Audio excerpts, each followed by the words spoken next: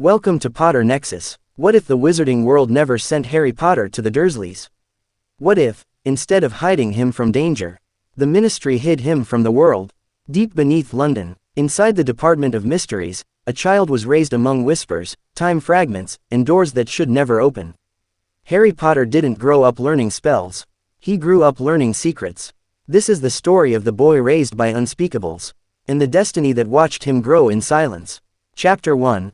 The Veil of Silence. The Department of Mysteries didn't smell like old parchment or lemon drops. It smelled like ozone, static, and the cold, metallic tang of a blade fresh off the grindstone. Deep in the bowels of the Ministry of Magic, where the air was thick enough to choke a normal wizard, a boy sat cross-legged on a floor of polished obsidian. He was 10 years old, but his eyes held the weight of a man who had seen the sun go out.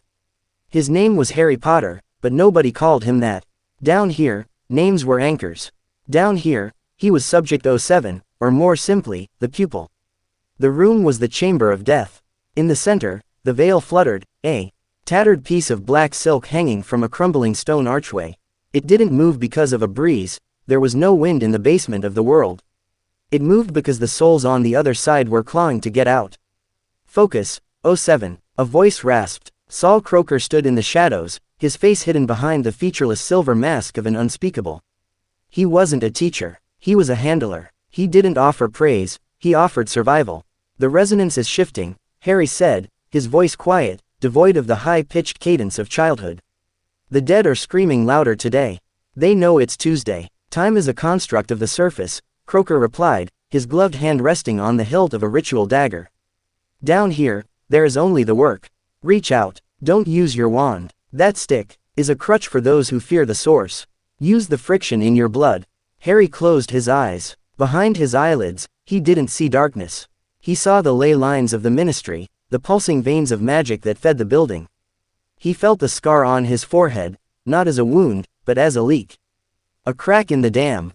He reached out his hand toward the veil. Crack. The air in the room ionized. Harry's messy black hair began to float, defying gravity. He wasn't just casting a spell, he was pulling at the fabric of the barrier. He felt the cold. It was a freezing, soul-shattering chill that made his marrow ache. I see them, Harry whispered, his breath hitching. They're not just ghosts. They're echoes, patterns left in the static. Analyze the pattern, Croaker commanded, stepping closer. The Dark Lord didn't just try to kill you, Harry. He tried to rewrite you. You are a living Horcrux, a walking paradox. If you can bridge the gap between the living and the veil, you become the ultimate weapon. Now, pull a thread from the other side. Harry's fingers convulsed. A dark, misty tendril of pure shadow began to seep from the veil, coiling around his wrist like a snake. It burned. It felt like liquid nitrogen being injected into his veins. It's heavy, Harry gasped, his teeth gritting. It wants to take me back with it. Then show it who owns this space, Croaker barked. You weren't raised by Dumbledore to be a martyr. You weren't raised by the Dursleys to be a slave. You were raised by the Unspeakables to be the god of the gap. Dominate it. Harry's eyes snapped open. They weren't green anymore. They were glowing with an ethereal, killing curse light, rimmed with the silver of the veil. Get back. The command didn't come from his throat, it came from the very center of his being. The shadow tendril froze. The whispering from the veil turned into a collective shriek of terror.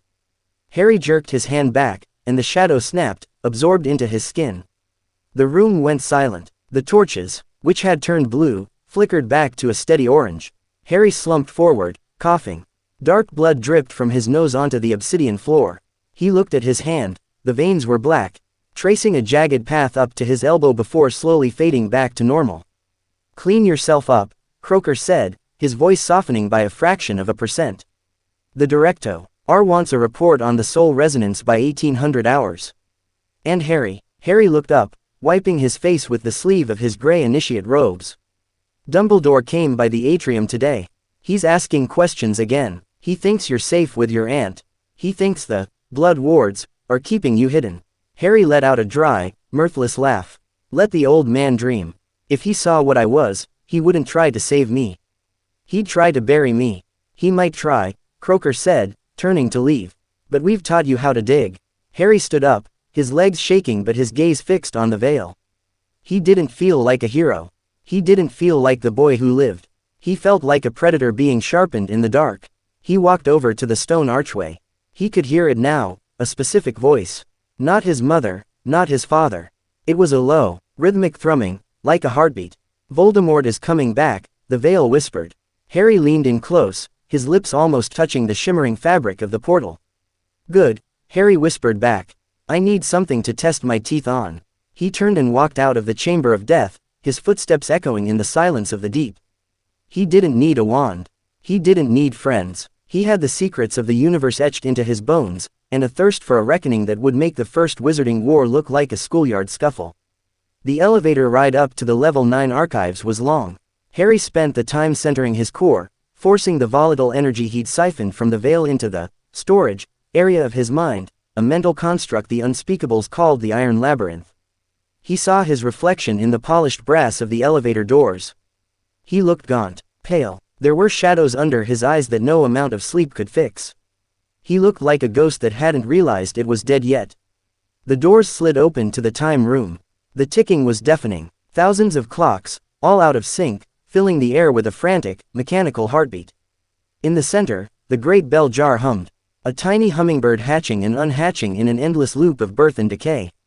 "07, report," a woman's voice rang out.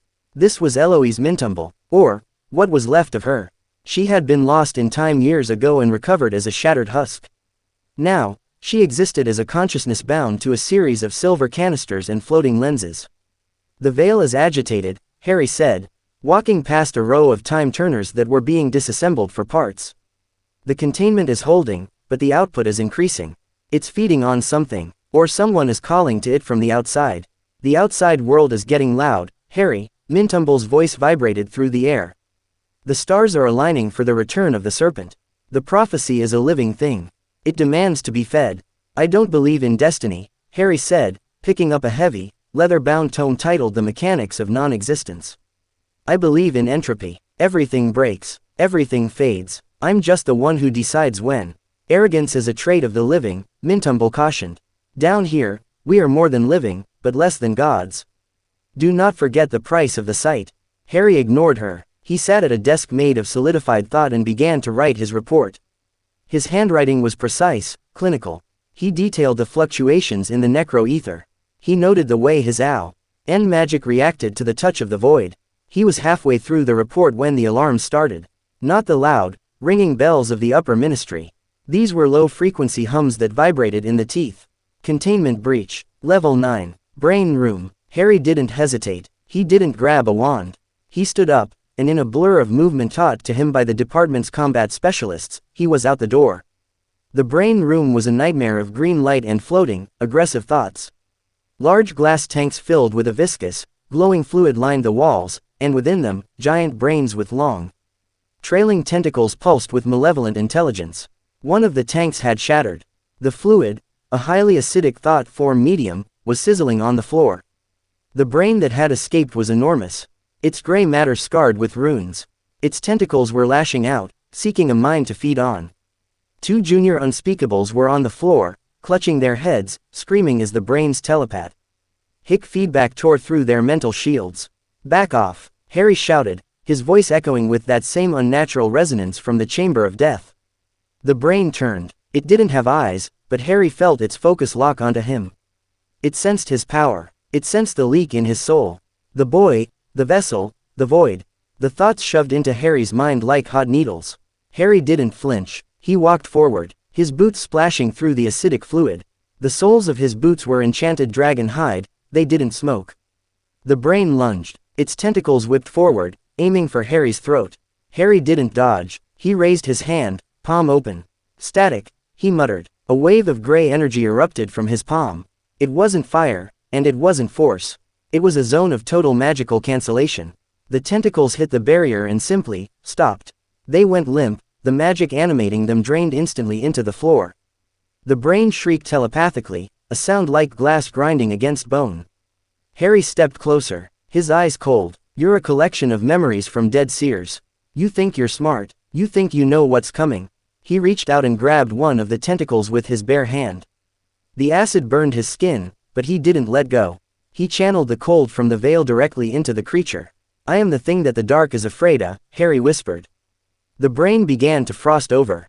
The gray matter turned white, then brittle. Harry squeezed, and the tentacle shattered like ice. He pushed his magic deeper, flooding the creature's consciousness with the crushing, silent weight of the room of space. The brain stopped struggling. It slumped, frozen solid, a monument to a failed escape. Harry stood over it, his hand red and raw from the acid, his breathing heavy. The two junior Unspeakables were unconscious but breathing. Croaker appeared in the doorway, his silver mask reflecting the green light of the remaining tanks. Messy, Croaker said. It was inefficient, Harry corrected, wiping his scorched hand on his robes. I should have neutralized the tank before it blew. I felt the pressure spike 3 minutes ago. Then why didn't you? I wanted to see if I could kill it with a thought, Harry said, looking at the frozen brain. I couldn't. I had to use the veil's resonance. My own core is still too small.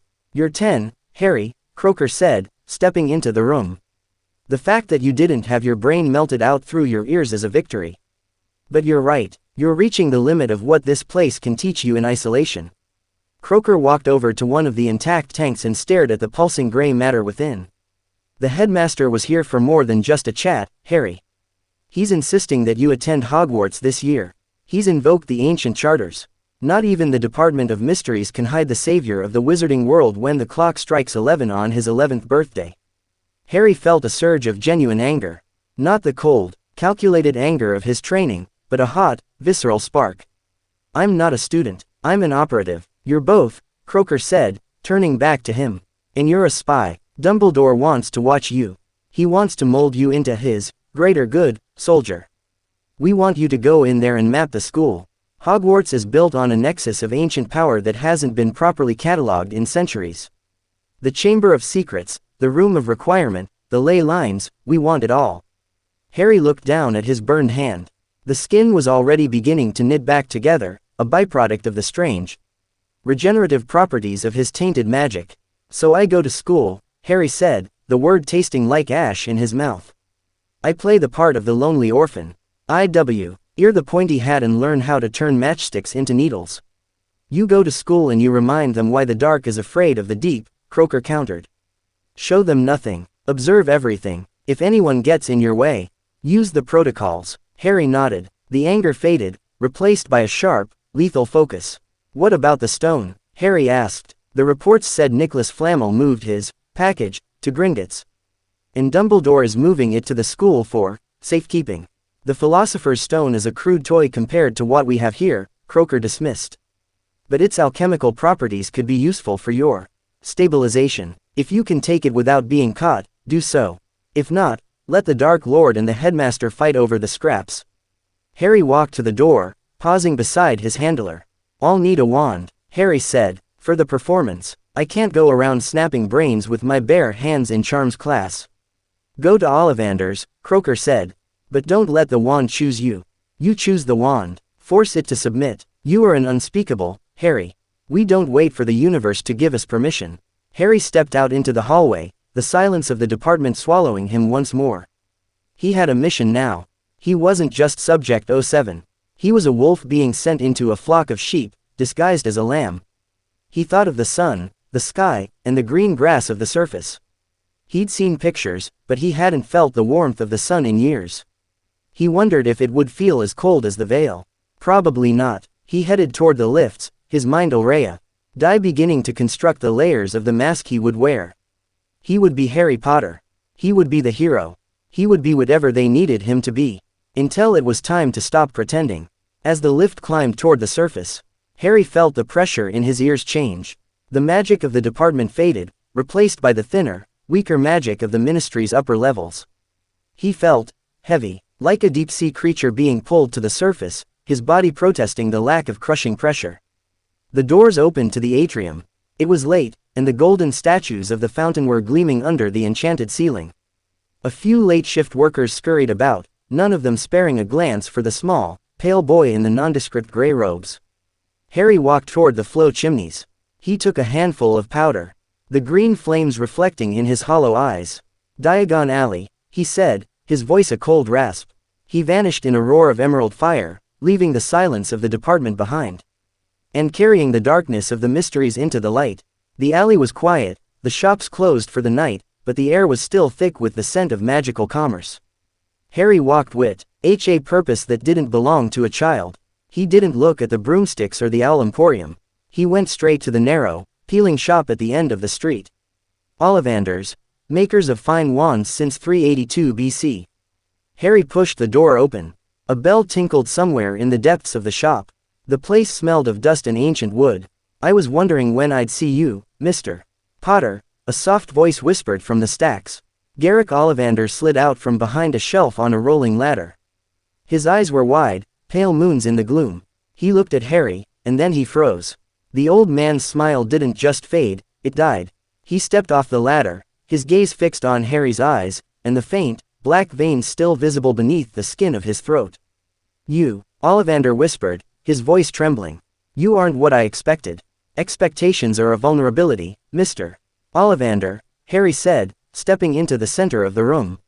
"I need a tool, something that can handle high-frequency resonance without shattering." Ollivander didn't move for a long moment. He looked at Harry's scar, then back at his eyes. "I remember every wand I've ever sold, Mr. Potter. I remember your father's. Mahogany, 11 inches, pliable. Excellent for transfiguration. Your mother's, willow, 10¼ inches, swishy. A fine wand for charms."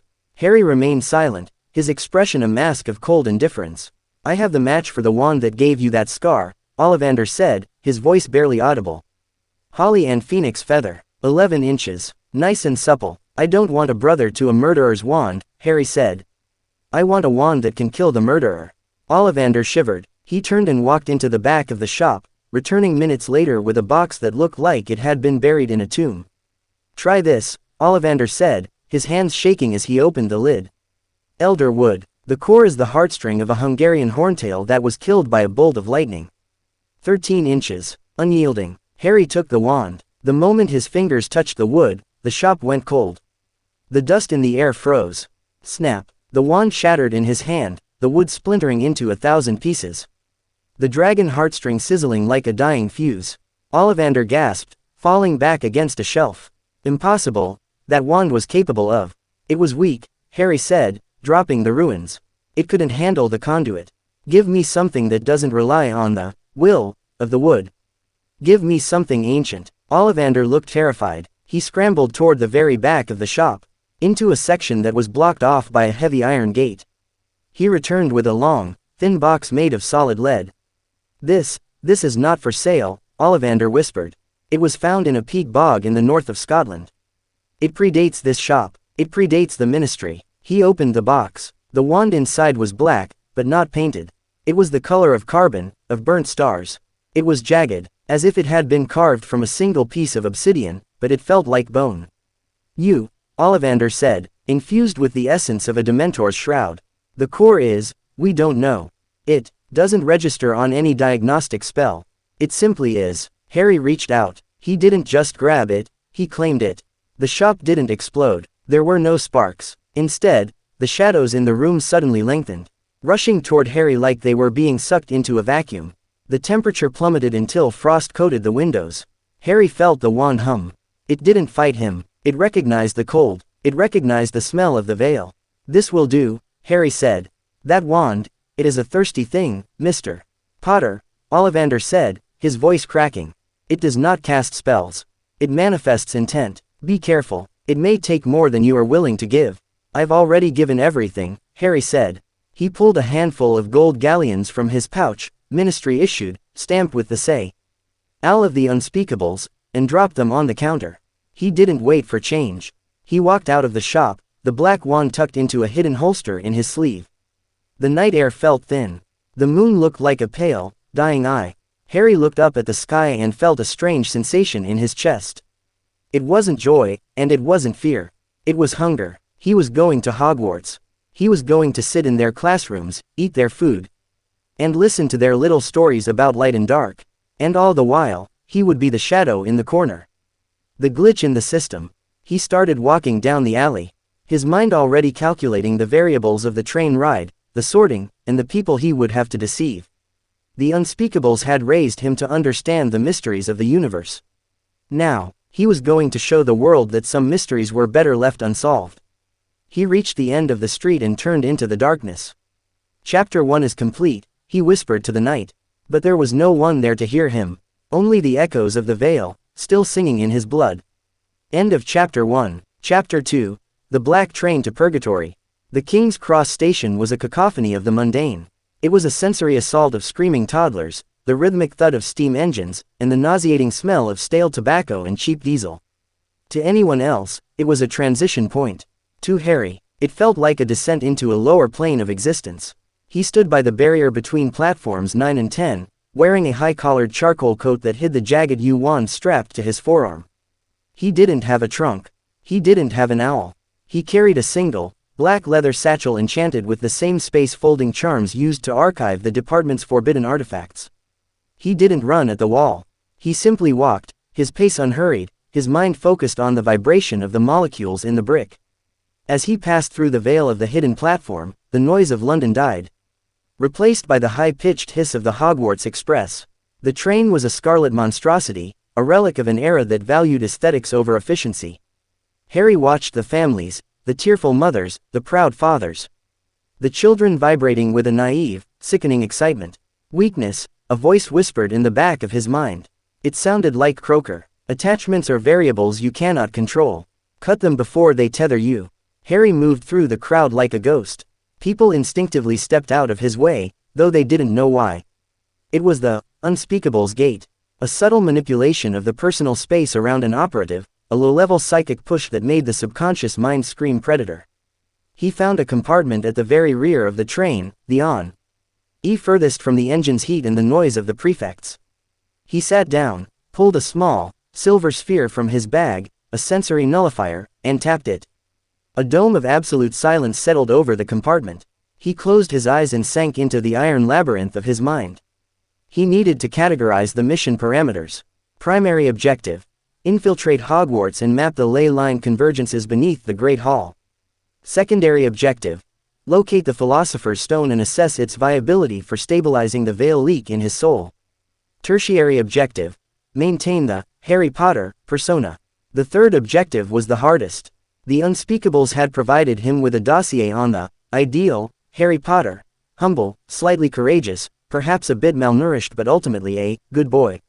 Harry practiced the expression in the reflection of the window.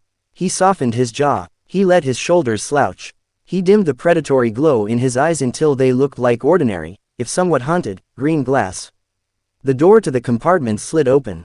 The silenced dome shattered. Harry's hand was on the hilt of his wand before he even realized he'd moved, the tip of the yew-wood peeking from his sleeve. Ready to manifest a localized vacuum. "Oh, sorry, I didn't think anyone was in here," a voice squeaked. It was a boy with a smudge of dirt on his nose and hair the color of a dying fire. He was staring at Harry with wide, panicked eyes. Behind him stood a girl with bushy hair and a stack of books that looked heavy enough to crack ribs. "Everywhere else is full," the boy stammered. "I'm Ron Weasley." Harry slowly retracted the wand. He let the Harry mask slide into place. "I'm Harry," he said, his voice reaching for a pitch of youthful curiosity he hadn't used in years. "Harry Potter." The reaction was instantaneous. The girl's eyes nearly popped out of her skull. The boy's jaw dropped so far it was a wonder it didn't hit the floor. "Are you really?" the girl breathed, pushing past Ron. "I'm Hermione Granger. I've read all about you, of course.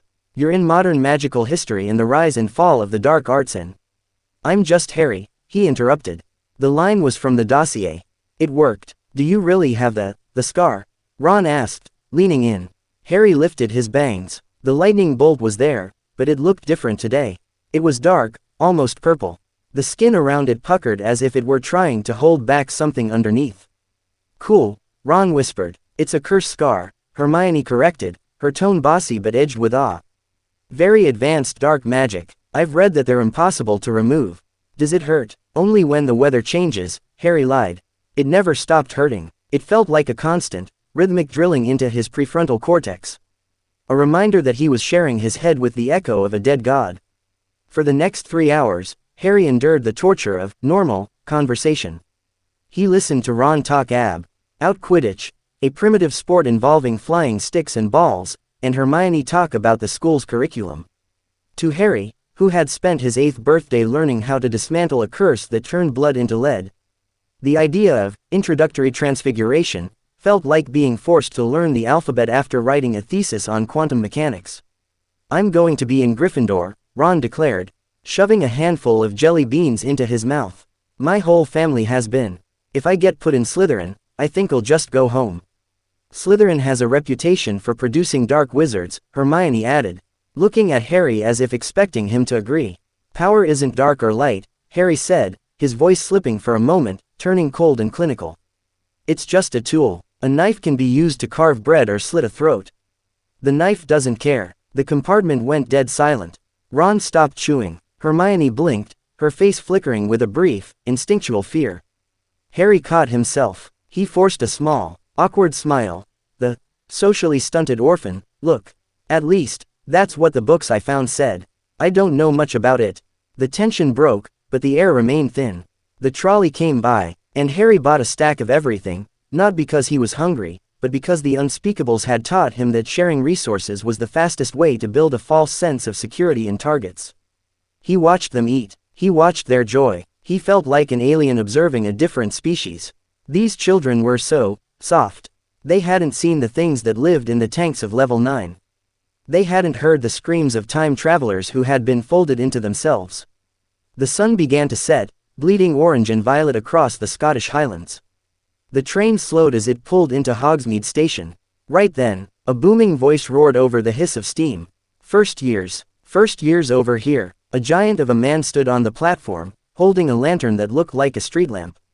He was at least 8 feet tall, with a beard like a bramble bush. Hagrid, Ron whispered. He's the groundskeeper. Harry stepped off the train and felt the shift immediately. The air here was different. Hogwarts wasn't just a school, it was a living, breathing entity. The castle sat atop a massive granite cliff, its windows glowing like the eyes of a beast. He felt the ley lines now. They were vibrant, humming with a frequency that made the wand in his sleeve vibrate. One line ran directly under the lake. Another surged through the forest. And they all converged, right in the center of the Great Hall. 4 to a boat, Hagrid yelled. Harry ended up in a boat with Ron, Hermione, and a nervous boy named Neville who seemed to be losing a toad every 30 seconds. As the boat's GL led across the black, glassy surface of the lake, Harry reached over the side. He dipped his fingers into the water. The lake wasn't just water. It was a conduit. He felt a presence deep below, the giant squid, yes, but something else. Something ancient. A guardian. Who are you? A voice echoed in the water. Harry pulled his hand back. He didn't answer. They entered the castle through a massive oak door, and the sheer weight of the history hit Harry like a physical blow. The walls were saturated with 1,000 years of accidental magic, cast by children who didn't know how to control their intent. It was a chaotic, swirling mess of psychic energy. They were met by a tall, stern-looking witch in emerald robes. Professor McGonagall, welcome to Hogwarts, she said. Her eyes swept over the group, pausing for a fraction of a second on Harry. She didn't look at his eyes, she looked at his scar. Just like the rest, Harry thought. They see the mark, not the boy. She led them into the Great Hall. It was magnificent, Harry had to admit. The ceiling was enchanted to look like the sky outside, and thousands of candles floated in the air. But as he walked toward the front of the room, he wasn't looking at the candles. He was looking at the floor. He could see the pulses of gold and blue light beneath the flagstones. The convergence was even more powerful than the department's maps had suggested. The sorting hat sat on a stool, a tattered, sentient piece of leather that reeked of legilimency. When I call your name, you will step forward, McGonagall announced. The sorting began. Hermione went to Gryffindor. Ron followed. Draco Malfoy, a boy Harry had noted earlier for his arrogant posture and high-quality robes, went to Slytherin before the hat even touched his head. Then, Potter, Harry. The hall went silent. Every head turned. Even the ghosts, pearly white figures floating in the rafters, drifted down to get a better look. Harry walked to the stool. He sat down. The hat was placed over his eyes. Well, a voice whispered in his mind. What do we have here? A mind like a fortress. Walls within walls. And oh, what is this? The department. They've been busy, haven't they? Get out of my head, Harry thought, his mental barriers slamming shut with the sound of a closing vault. You cannot hide from me, Subject 07, the hat chuckled. I was forged by the founders to see the truth. You have the cunning of Salazar. Yes, A thirst for knowledge that would make Rowena weep. But there is a darkness here, boy. A coldness that belongs to the deep places. Do your job, Hat, Harry thought. Put me where I can do the work. The work. The Hat seemed to recoil. You seek the heart of the castle. You seek the secrets of the stones. Gryffindor would give you the fire to lead, but you do not want to lead. Ravenclaw would give you the books, but you already know too much. Slytherin would give you the power you crave. But there is a prophecy, isn't there? The boy who lived. The lion's pride. Put me in Slytherin, Harry commanded. No, the Hat whispered. You think you know your path, but the Unspeakables have blinded you to your own nature. You need a heart, Harry Potter. Even if it's one you have to steal. Gryffindor. The Hat bellowed. The table on the far left erupted in cheers. The Weasley twins were standing on their chairs, chanting, "We got Potter. We got Potter." Harry stood up, his face a neutral mask, but inside, he was calculating. Gryffindor. The loud ones. The obvious ones. Fine. It's a better cover. Nobody expects a Gryffindor to be a spy. He walked to the table and sat down. He looked up at the high table. Dumbledore was watching him. The headmaster looked exactly like the photos. Long white beard, half-moon spectacles, and eyes that twinkled with a terrifying, manipulative kindness. Beside him sat a man with greasy black hair and a hooked nose. Professor Snape. The moment their eyes met, Harry's scar flared with a white-hot agony. Harry didn't flinch. He didn't even blink. He stared back at Snape, his own gaze as cold and empty as the veil. He saw the flicker of surprise in the professor's eyes before the man looked away. Legilimens, Harry noted. Intermediate level. Focus on the emotional triggers. The feast appeared. Massive platters of roast beef, chicken, potatoes. Harry ate sparingly. In the department, they were fed nutrient dense pastes designed to maintain peak physical condition without the lethargy of digestion. This much sugar and fat would slow his reflexes. Everything all right, Harry? Percy Weasley asked, leaning over. You look a bit focused. Just taking it all in, Harry said, his voice soft. It's a lot of magic for one room. It's the best place in the world, Percy said proudly. After the feast, Dumbledore stood up. He gave the usual warnings. The Forbidden Forest was off limits, and the third-floor corridor on the right-hand side was out of bounds to everyone who didn't wish to die a very painful death. Harry's ears perked up. Third floor. Painful death. That's the stone. The Gryffindors were led to their tower by Percy. The stairs moved, the portraits talked, and the air was filled with the scent of old wood and dust. It was a chaotic mess of architecture. The common room was a riot of red and gold, with a roaring fireplace and plush armchairs. Harry didn't stay to socialize. He found his dormitory, claimed the bed furthest from the door, and closed the velvet curtains. He pulled his U-wand out. Silencio. Muffiliato. Cave Inimicum. He whispered the spells with a precision that would have stunned a 7th year. The space around his bed became a localized fortress. He sat cross-legged on the mattress and pulled a small, black notebook from his satchel. It was a void journal, linked to a twin in Croker's office. Entry 1, he wrote. Infiltration successful. Sorted into Gryffindor. Dumbledore is observing. Snape is a hostile variable. The stone is located on the 3rd floor. The ley line convergence is accessible through the Great Hall. The Hat recognized my training. I may need to adjust the mental shields to account for sentient artifacts.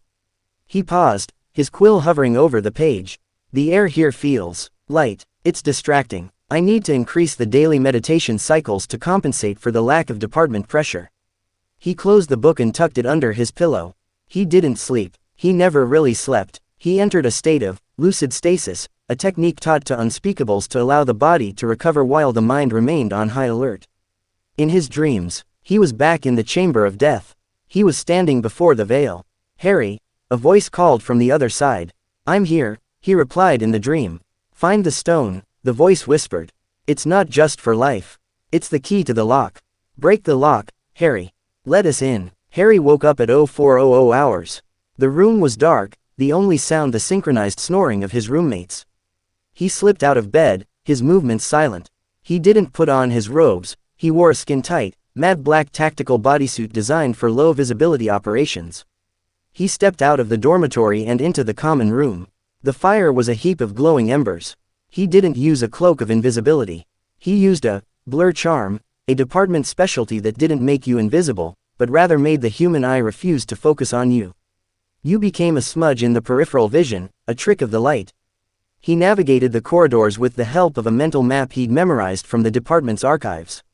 He avoided the moving stairs, choosing instead to scale the masonry of the central shaft using adhesive charms on his gloves.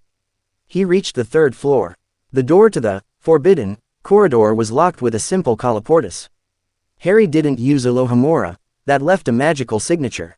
Instead, he pulled a thin silver wire from his belt and inserted it into the keyhole. A quick pulse of kinetic energy, and the lock clicked open. He slipped inside. The room was dark, but Harry's eyes adjusted instantly. In the center of the room sat a dog. A very, very large dog. It had 3 heads. All 6 eyes opened at once. The beast began to growl, a sound that vibrated in Harry's ribs. Cerberus, Harry whispered. A Greek Class 10 guardian. Predictable. The dog lunged. Harry didn't move. He raised his wand, but he didn't point it at the dog. He pointed it at the floor. Sopor, he breathed. A heavy, purple mist erupted from the floorboards. It wasn't a standard sleeping spell. It was a concentrated neurot, oxen derivative of the draft of living death. The dog's heads began to droop. Its growls turned into massive, wet yawns. Within seconds, the 3-headed beast collapsed, snoring loudly enough to shake the dust from the ceiling. Harry walked past the sleeping monster to a wooden trapdoor in the floor. He knelt down and pressed his ear to the wood. He could hear the faint sound of rustling, plants, perhaps. And something else, a mechanical clicking. He reached for the handle, but stopped. A ward, a very specific, very powerful ward. It was keyed to Dumbledore's own magical signature. If anyone but the headmaster opened this door, a signal would be sent directly to the old man's office. Clever, Harry muttered, but arrogant. He pulled a small glass vial from his bag. Inside was a swirling, silver liquid, identity fluid. He'd spent months collecting traces of Dumbledore's magical residue from the department's files on the Wizengamot. He poured a single drop onto his thumb and pressed it against the trapdoor's lock. The ward hummed, analyzed the signature, and accepted it. The lock clicked. Harry opened the trapdoor and looked down. It was a long drop into darkness. Lumos Solum, he whispered. The light revealed a mass of thick, writhing vines at the bottom. Devil's snare. Amateur, Harry said. He didn't jump. He closed the trapdoor and stood up. He'd seen enough. The defenses were tiered, biological. Probably charms based next, then a puzzle. It was a gauntlet. It wasn't meant to be impenetrable, it was meant to test someone. Dumbledore wasn't just guarding the stone. He was baiting a trap. Harry turned to leave, but he froze. In the corner of the room, standing in the shadows, was a mirror. A massive, ornate mirror with a gold frame and clawed feet. Arised straw eru oytube kafru oyt on woshi. Harry walked toward it. He knew what it was. The mirror of Arised. It showed the heart's deepest desire. The Unspeakables had a file on it. It was considered a class 4 cognitive hazard. He stood in front of the glass. He didn't see himself as a great wizard. He didn't see himself with his parents. He didn't see himself as the head of the ministry. He saw himself standing in the chamber of death. But the veil was gone. In its place was a doorway. And on the other side, there was no sound, no cold, no light. Just an endless, perfect silence. And in that silence, he was finally whole. No scar, no leak, no voices. Pathetic, Harry whispered to his reflection. He turned his back on the mirror and walked out of the room, locking the door behind him. The journey back to the Gryffindor Tower was uneventful. He slipped back into his bed, stripped off the tactical suit, and slid back into the Harry persona just as the first rays of dawn hit the window. Neville was the first to wake up. He sat up, rubbing his eyes, and looked over at Harry. "Morning, Harry," he mumbles. "Sleep okay?" Harry looked at him, his eyes wide and innocent, the perfect picture of a boy who had finally found a home. "Best sleep of my life, Neville," Harry said. And as he said it, he felt the black wand in his sleeve pulse with a cold, dark approval. The hunt for the stone had begun. Harry Potter wasn't playing the game by Dumbledore's rules. He was playing by the department's. And in the department, the house always wins. End of Chapter 2. Chapter 3. The Anatomy of Fear. The first few weeks at Hogwarts were a study in cognitive dissonance. To the students, Harry Potter was a shy, quiet boy with a penchant for sitting in the back of the class and a strange, unblinking stare. To the professors, he was a prodigy who performed spells with a cold, terrifying efficiency that left no room for the flourish usually found in young magic. In potions, Harry sat in the subterranean chill of the dungeons. His hands steady as he sliced lacewing flies. Professor Snape moved through the room like a dark cloud, his robes billowing behind him as he tore into the competence of every student in his path. "Potter," Snape silkily whispered, stopping at Harry's cauldron. "Tell me, what would I get if I added powdered root of asphodel to an infusion of wormwood?" Harry didn't look up from his work. "A sleeping potion so powerful it is known as the draught of living death, sir. Though, if you're looking for true cessation of consciousness, the Unspeakables prefer a concentrated toxin derived from the spores of the lethe fern." The room went silent. The bubbling of cauldrons seemed to drop an octave. Snape's eyes narrowed into slits, his black pupils boring into Harry's emerald ones. "And where?" Snape asked.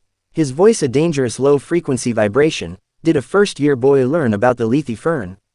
"That is restricted level classification." Harry finally looked up. He didn't show fear. He didn't show defiance. He showed the void. "I like to read, Professor. The Ministry archives have some fascinating footnotes on alchemical decay. 5 points from Gryffindor for your cheek, Potter," Snape said. Though he didn't look like he had one. He looked like he had just realized the snake in the grass was a cobra. For Harry, the classes were a secondary concern.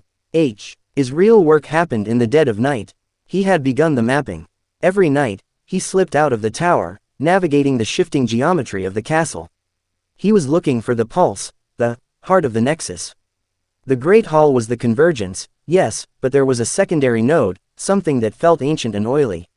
He found it on a Tuesday night, hidden behind the ghost of a girl who didn't stop crying in a second-floor bathroom. "Go away," the ghost wailed, splashing in a toilet. "Are you here to throw things at Myrtle?" Harry ignored her. He was staring at a copper tap on one of the sinks. There was a tiny, etched snake on the side of it. Parseltongue. The department had briefed him on this. The Dark Lord's gift. To the Unspeakables, it wasn't a mark of evil, it was a rare linguistic resonance. A frequency that allowed a wizard to interface with reptilian pattern magic. Harry looked at the snake and felt his throat tighten. He didn't think in English. He thought in the hiss of the static from the veil. "Open," he whispered. The sink shuddered. The lead pipes groaned as they pulled apart, revealing a dark, vertical shaft that dropped into the very foundations of the school. Harry didn't jump in, not yet. He could feel the energy wafting up from the hole. It was old, predatory, and saturated with the scent of wet scales and petrification. "The Chamber of Secrets," Harry murmured. "A CLASS-9 biohazard. Splendid." He sealed the sink with a flick of his U-wand and turned to leave, but stopped when he saw a figure standing in the doorway. It was Neville Longbottom. He was clutching his toad, Trevor, and shaking so hard his teeth were clicking. Harry," Neville stammered. What was that sound? Why are you in the girls' bathroom?" Harry's internal processors whirred. Neville was a variable, a witness. The unspeakable protocol for a civilian witness was clear: obliviate. Harry raised his wand. The tip glowed with a soft, silver light. "Neville," Harry said, his voice calm, hypnotic. "Look at the light. Focus on the center." Neville stared, his eyes glazing over. But then, something happened. A flicker of something deep in Neville's eyes, a spark of pure, unadulterated trauma, flared up. "No," Neville whispered, his voice suddenly sounding older, hollower. "The light, the green light, please don't." Harry froze. He recognized that look. He had seen it in the broken ward of St. Mungo's during a field study.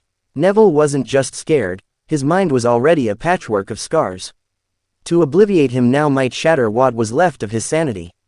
Harry lowered his wand. He felt a rare, irritating sensation in his chest. Empathy, or perhaps just a recognition of a fellow casualty of the war. "Neville," Harry said, his voice dropping the hypnotic edge. "I'm looking for something that can help us both. But you can't tell anyone I was here. Not even Ron, especially not Dumbledore." Neville blinked, the fog clearing from his eyes. He looked at Harry, really looked at him, and saw the black veins beneath Harry's skin, the way the shadows seemed to cling to him. "You're not like them, are you?" Neville asked. "The other kids. You're like the people who took my parents. But you're on the other side of the glass." "I'm the one who watches the glass, Neville," Harry replied. "Go back to bed. Forget the sink. If you keep my secret, I'll teach you how to stop shaking."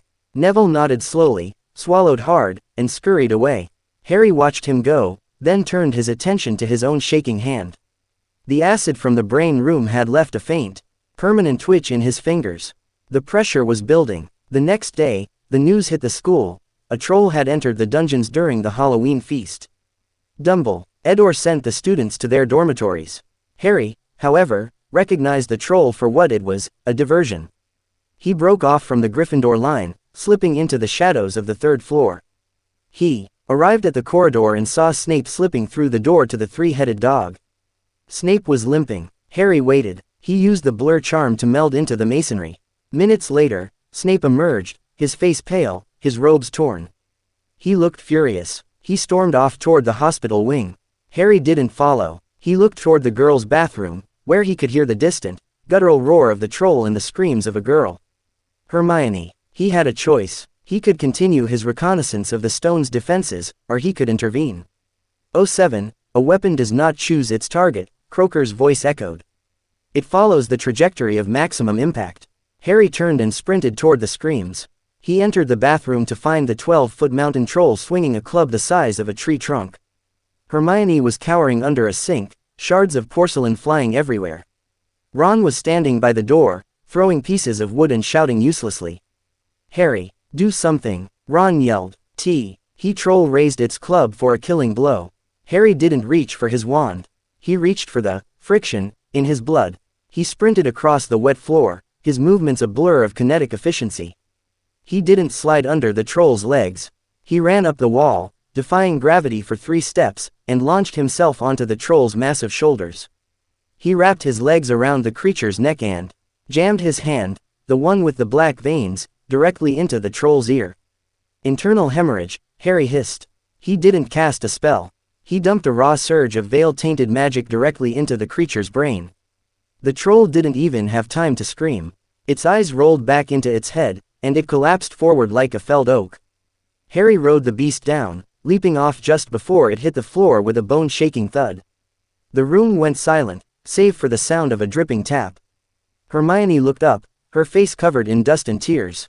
Ron stood frozen, his mouth hanging open. Is it dead?" Ron whispered. Harry looked at the troll. Blood was trickling from its ears and nose. Its brain had been turned to mush by the sheer pressure of the void energy. "It's neutralized," Harry said, his voice flat. He felt the drain immediately. Using raw magic without a focus was like pouring acid through a straw. His heart was hammering against his ribs, and the scar on his forehead was weeping a dark, viscous fluid. The teachers burst in a moment later, McGonagall, Snape, and Quirrell. McGonagall gasped, her hand flying to her throat. Snape's eyes went immediately to the troll, then to Harry.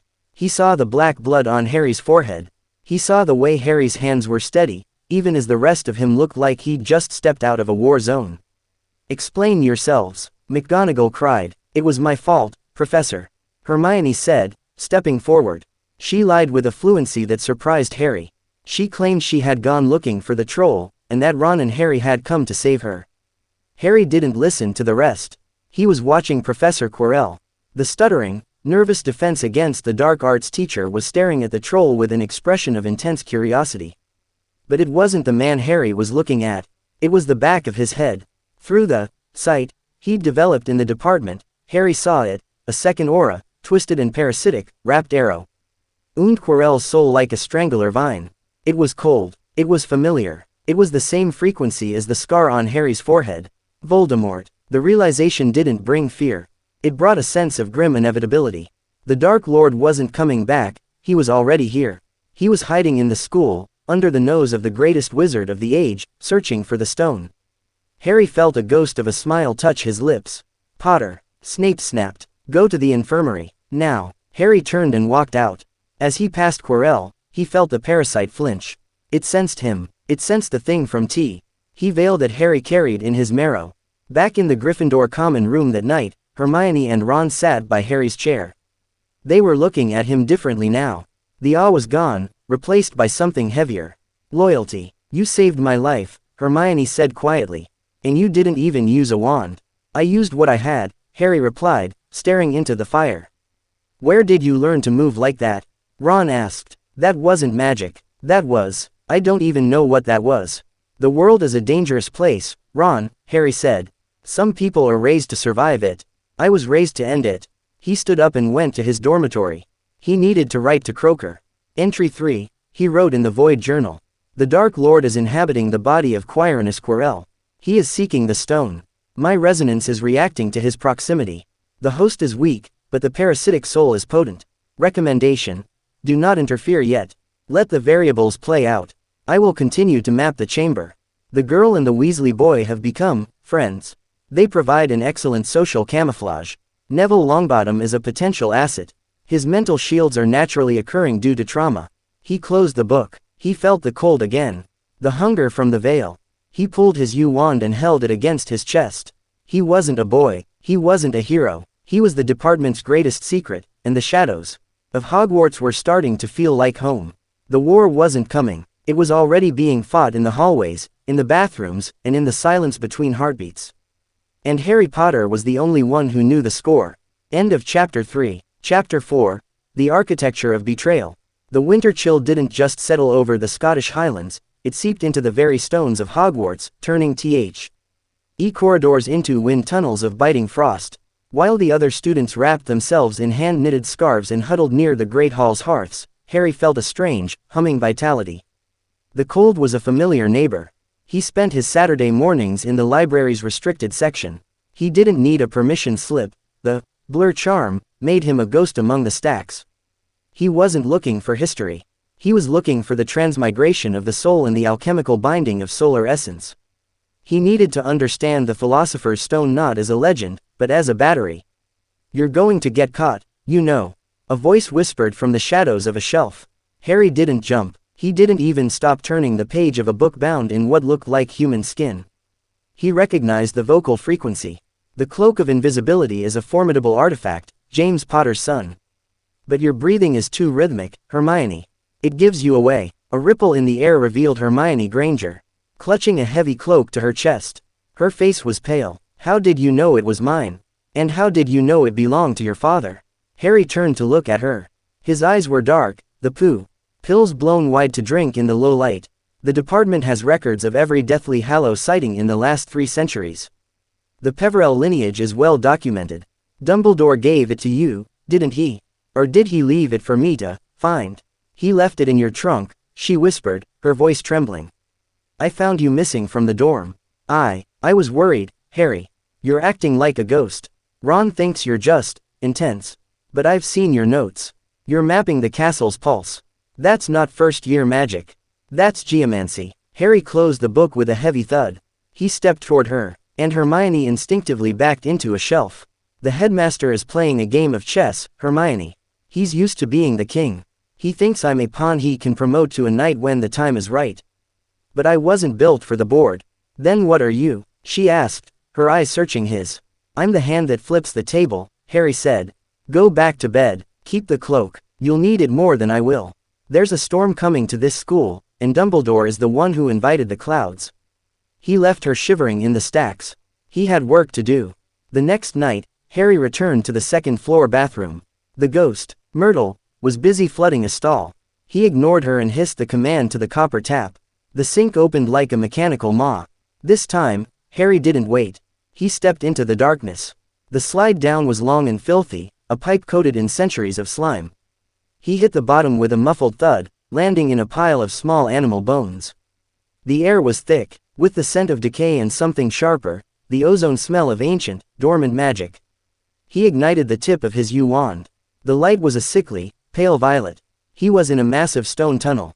On he ground lay a shed skin, bright green and at least 20 feet long. Basilisk, Harry murmured. Class XXXXX. King of Serpents. He walked deeper into the foundations of the castle. The tunnel opened into a vast chamber supported by towering stone pillars entwined with carved serpents. At the far end stood a gargantuan statue of Salazar Slytherin, its face gaunt and ancient. But Harry wasn't looking at the statue. He was looking at the floor. The ley lines here were raw. They weren't filtered through the castle's wards. They were bleeding directly from the earth. The Chamber of Secrets wasn't just a hideout for a monster. It was a laboratory. Slytherin had built this place to tap into the deep magic, the kind that didn't require wands or incantations. Harry knelt at the center of the room. He pressed his palms against the cold stone. Identify, he breathed. The floor glowed. A map of Hogwarts appeared in his mind, but it wasn't a map of rooms. It was a map of intent. He saw the stone on the 3rd floor, pulsing with a fake, golden light. He saw the mirror of Arised, acting as a vacuum, sucking in the desires of anyone who stood before it. And he saw Quirrell. The professor was in the library, his soul a flickering candle being smothered by a vast, oily shadow. But there was something else. A third presence. Deep in the Forbidden Forest, something was killing unicorns. Harry pulled his hands back. His skin was stained black from the contact with the floor. He's drinking the blood, Harry whispered to the empty chamber. He's trying to stabilize the host long enough to reach the stone. Suddenly, the statue's mouth creaked open. A low, rhythmic scraping sound filled the hall. The basilisk was waking up. It sensed an intruder, not a master, but a thief. Harry didn't panic. He didn't close his eyes. He reached into his satchel and pulled out a small, lead-lined cylinder, a frequency scrambler, from the department's experimental charms division. He twisted the dial. The air began to vibrate with a high-pitched hum, a sound just outside the range of human hearing but devastating to creatures with sensitive thermal receptors. The basilisk let out a muffled roar from within the statue, its massive head emerging. Its eyes were yellow orbs of death, but the scrambler was doing its job. The serpent was disoriented, its internal compass spinning wildly. It lashed out blindly, its tail shattering a stone pillar 5 feet from Harry's head. Harry stood his ground. He raised his wand and pointed it at the snake's open maw. "If I kill you now, the ecosystem of the school collapses." Harry shouted over the roar. "But if you stay in the dark, I will give you a better meal than rats." The basilisk paused. It lowered its head, its tongue flickering, tasting the air. It tasted the veil. It tasted the cold, dead magic of the Unspeakables. It hissed, a sound of confusion and ancient respect. "Who are you?" the serpent asked in Parseltongue. "I am the shadow that walks in the day." Harry hissed back. "I am the one who will break the cage. Sleep, Great One. The time of the harvest is not yet here." The basilisk lingered for a moment, its lethal gaze fixed on the boy who didn't blink. Then, with a slow, grinding sound, it retreated into the darkness of the statue. Harry wiped the sweat from his brow. His heart was thundering. He had just negotiated with a god of the underworld. He climbed back up the pipes using a series of specialized levitation pulses. When he emerged into the bathroom, the sun was beginning to rise. He made his way back to the Gryffindor common room, but he didn't go to bed. He sat by the window, watching the owls fly in with the morning mail. One owl, a large, regal eagle owl, dropped a letter directly into his lap. It wasn't a standard parchment. It was heavy, black cardstock sealed with the department's crest. Subject 07, it read. "The board is losing patience. Dumbledore's movements are becoming erratic. He has begun to USPECT. The leak in the ministry originates from the department. Your timeline has been moved up. Secure the stone within the next 14 days. If the Dark Lord reaches it first, you are authorized to use the Oblivion Protocol. Do not let the stone leave the castle. The world is not ready for the return of the riddle." Harry crumpled the letter. It dissolved into ash in his hand. The Oblivion Protocol was a polite term for a localized magical collapse. If Harry triggered it, everything within a 3-mile radius, the castle, the students, the forest, would be erased from existence, folded into a pocket dimension of nothingness. He looked at the Great Hall, where Neville was sitting alone, trying to make a feather float. He looked at Ron and Hermione, who were arguing over a chess move. Collateral damage, Croaker would call them. "Not today," Harry whispered. He stood up and walked toward the Great Hall. He needed to find Quirrell. He needed to provoke the snake. He found the Defense teacher in a deserted corridor on the 4th floor. Quirrell was leaning against a wall, his turban slightly lopsided, his breathing shallow and wet. "Professor," Harry said, his voice cutting through the silence like a scalpel. Quirrell jumped, his eyes darting around. Potter, you shouldn't sneak up on people." Harry walked closer, stopping only inches away. He could smell it now, the scent of rotting meat and silver unicorn blood. It was a stench of desperation. "The blood doesn't last, does it?" Harry asked, his voice a low, terrifying silk. "The curse of the unicorn, a half-life, a cursed life. It's a temporary fix for a permanent problem." Quirrell's eyes widened. The stutter vanished. His face went slack, then twisted into a mask of pure, unadulterated hatred. You little brat," Quirrell hissed, his voice now dual-toned, a raspy undertone echoing his words. "How do you know of such things?" "I know what you are, Tom," Harry said. The air in the corridor turned to ice. The torches flickered and died. Quirrell reached for his wand, but Harry was faster. He didn't draw his own wand, he simply grabbed Quirrell's wrist. The moment their skin touched, a shockwave of gold and black energy erupted. Harry's scar split open, blood pouring down his face, but he didn't let go. He channeled the cold from the veil directly into Quirrell's arm. Quirrell screamed, a high, piercing sound that wasn't entirely human. "You're burning," the voice from the back of the head shrieked. "The boy is burning." Harry leaned in, his lips near Quirrell's ear. "I'm not burning, I'm just empty. And you're just a ghost in a stolen suit. Stay away from the stone, or I'll show you what real darkness looks like." He shoved Quirrell away. The professor slumped to the floor. His hand blackened and blistered as if he'd touched a frozen star. Harry walked away, wiping the blood from his eyes. He felt the drain, the soul-deep exhaustion of touching the Dark Lord's essence. But he also felt a grim satisfaction. The game was no longer being played in the shadows. The pieces were moving. He went to the hospital wing, not for the wound on his head, but to find Madame Pomfrey. He needed a specific alchemical ingredient for what he was planning next. But as he entered, he saw Dumbledore standing by a window, looking out at the forest. "A nasty cut, Harry," the headmaster said, not turning around. "The stairs can be quite treacherous when they move." "It wasn't the stairs, headmaster," Harry said, his voice steady. "It was the truth. It's a very sharp thing."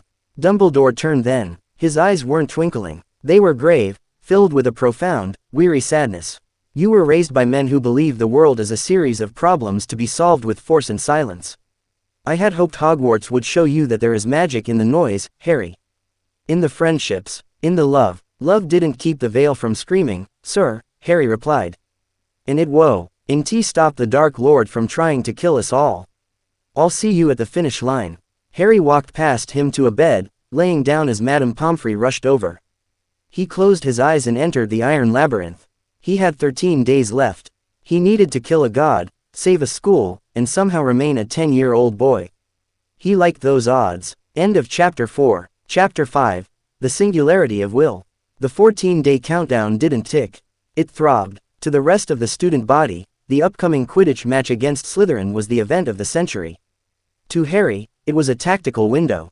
The entire school would be focused on a localized area of the grounds, leaving the castle's internal security at a record low. He spent the week in a state of hyper-lucidity. He had stopped eating solid food entirely, relying on a silver tincture of powdered moonstone and dittany. His skin had taken on a translucent, marble-like quality. The black veins on his neck were no longer receding, they remained as jagged etchings. A permanent map of the void's influence. "Harry, you're scaring the first years," Hermione whispered one evening in the common room. She was holding a copy of Hogwarts, a history, but she hadn't turned a page in 20 minutes. "You haven't blinked in 3 minutes. I've been timing you." "Blinking is a biological necessity to lubricate the cornea," Harry said, his voice sounding like two stones grinding together. "I've adjusted the moisture levels through localized atmospheric manipulation. It's more efficient." Ron, who was trying to finish a charms essay, dropped his quill. "Mate, you're talking like a machine. A scary, pale machine. Look, the match is tomorrow. You're the seeker. Just catch the snitch, okay? Don't go all God of the Gap on us." Harry looked at Ron. For a fleeting second, he felt the weight of their normalcy. They were anchors, but he was a ship built for a storm they couldn't survive. "I'll catch the snitch, Ron," Harry said. "But not for the points." The day of the match arrived with a sky the color of a bruised plum. The wind was a howling gale, whipping the Gryffindor banners into a frenzy. Harry sat in the changing rooms, staring at his broom, a Nimbus 2000. To him, it was a primitive aerodynamic vector. "All right, listen up," Oliver Wood barked. "Potter, you stay high. Don't engage their beaters. Just find the gold and end it." Harry didn't answer. He stood up, the U-wand humming against his ribs. As the team took to the air, the roar of the crowd was a physical wall of sound. Harry shot upward, cutting through the freezing Saint until the stadium looked like a child's toy below him. He didn't look for the snitch. He looked at the high table. Dumbledore was there, his eyes fixed on Harry. But Quirrell was missing. Harry's sight flared. He saw a thermal bloom near the third-floor corridor. The Dark Lord had made his move. He was using the match as his own diversion. Synchronicity, Harry thought. Suddenly, Harry's broom jerked. It didn't just twitch. It tried to throw him off. Below, in the stands, Hermione gasped as she saw Harry's broom bucking like a wild horse. She grabbed her binoculars and scanned the teacher's stand. She saw Snape, his eyes fixed on Harry, muttering under his breath. "He's jinxing the broom," Ron cried, but Harry knew better. He looked past Snape. 3 seats down, Quirrell was gone, but a lingering shadow of his intent remained. Snape wasn't jinxing the broom, he was casting a counter curse, trying to hold Harry in the air. Harry didn't wait for the teachers to settle their dispute. He reached down and gripped the handle of the nimbus. Over-eyed, he hissed. He flooded the wood with raw magic. The broom screamed, a literal, high-pitched splintering sound, as the enchantments on it were overridden by Harry's sheer will. The broom stopped bucking. It turned a dark, charred gray. Harry didn't catch the snitch. He dived. He didn't dive toward the pitch. He dived toward the castle. The crowd went silent as the boy who lived became a black streak against the gray sky, slamming through a high window of the north tower with a spray of shattered glass. He landed in a roll, the broom hitting the floor and snapping in half. He didn't care. He was already running. He reached the third-floor corridor in seconds. The door was already open. The 3-headed dog was unconscious, a harp playing itself in the corner. Harry jumped down the trapdoor. He didn't use fire on the devil's snare. He used molecular agitation. He vibrated the air around the vines until they hummed with heat, causing them to recoil in terror. He passed the room of flying keys with a single, massive kinetic burst that shattered every lock in the room. He reached the giant chessboard. The stone statues rose, their swords clashing. "I don't have time for games," Harry said. He raised his U-wand. Fracture. The floor of the chessboard didn't just break, it disintegrated. The massive stone pieces fell into the abyss below. Harry walked across a narrow beam of remaining stone, his balance perfect, his eyes fixed on the final door. He entered the last chamber. The mirror of Arise stood in the center. And standing before it was Quirrell. The professor looked skeletal. His skin was gray, and the scent of death was overwhelming.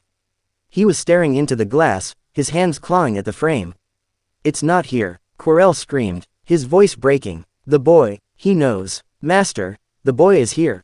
"Step away from the glass, Quirinus," Harry said, his voice echoing in the vaulted chamber. Quirrell spun around. The stutter was gone. In its place was a cold, sharp madness. "Potter, I should have killed you in the forest." "You tried," Harry said. "You failed. Where is the stone?" "The mirror, it hides it," a second voice rasped. It was a cold, high-pitched sound that seemed to come from the very air. "Use the boy. He wants it. He can see it." Quirrell lunged, grabbing Harry by the throat. The contact was like a lightning strike. Harry's scar erupted in a spray of blood. The agony was total. It felt like his skull was being split by a rusted axe. But Harry didn't scream. He laughed. "You think this hurts?" Harry gasped, his vision swimming in red. "I've felt the veil, Tom. I've felt the cold of the end of the world. You're just a spark." Harry grabbed Quirrell's wrists. The black veins on Harry's arms flared. He didn't push Quirrell away. He pulled him closer. "You want the stone," Harry whispered, his eyes glowing with that horrific, silver-green light. "Look in the mirror. Look at what you truly desire." Quirrell looked. In the reflection, Harry wasn't a boy. He was a towering pillar of shadow, a crack in reality. And in the center of that shadow, where a heart should be, sat the Philosopher's Stone. The stone hadn't been in the mirror. It had been in the veil leak within Harry's own soul.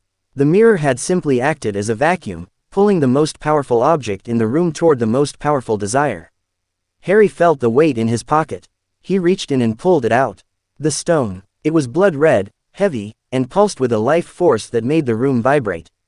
"Give it to me," Quirrell shrieked, his skin beginning to smoke and peel where Harry touched him. "Take it," Harry said. He shoved the stone into Quirrell's open mouth.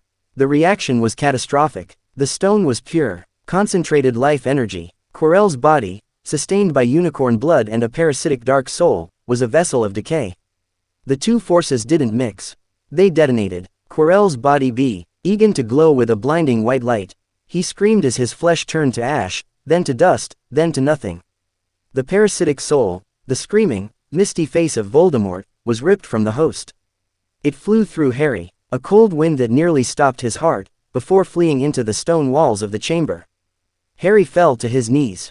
The stone rolled across the floor, its red light dimmed. The room was silent. The fire in the hearths had gone out. "Well done, Harry," a voice said from the shadows.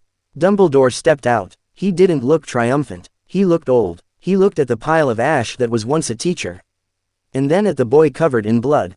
"You knew," Harry said, his voice a ragged whisper. "You let him in. You waited to see if I could handle it." "I needed to know, Harry," Dumbledore said, stepping closer. "The Unspeakables have turned you into something I don't recognize. I needed to see if the boy I left on that doorstep was still in there." Harry looked up at the headmaster. He held the stone in his hand.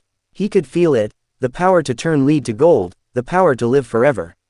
He could use it to heal the leak. He could use it to be normal. He looked at Dumbledore, then at the stone. With a sudden, violent motion, Harry slammed the stone against the obsidian floor. Crack! The philosopher's stone shattered into a million tiny, worthless red crystals. Dumbledore gasped, his hand reaching out. "Harry, what have you done?" "I don't want your immortality," Harry said, standing up on shaky legs. "And I don't want your games. The department wants the stone, and you want a hero. I'm giving you both nothing." He walked past the headmaster, his footsteps heavy. "The Dark Lord isn't dead," Harry said as he reached the door. "He's just hungry now, and so am I." He emerged into the third-floor corridor. The school was still in an uproar from the Quidditch match. No one noticed the bloody, pale boy limping back toward the Gryffindor Tower. He reached his dormitory and pulled out the void journal.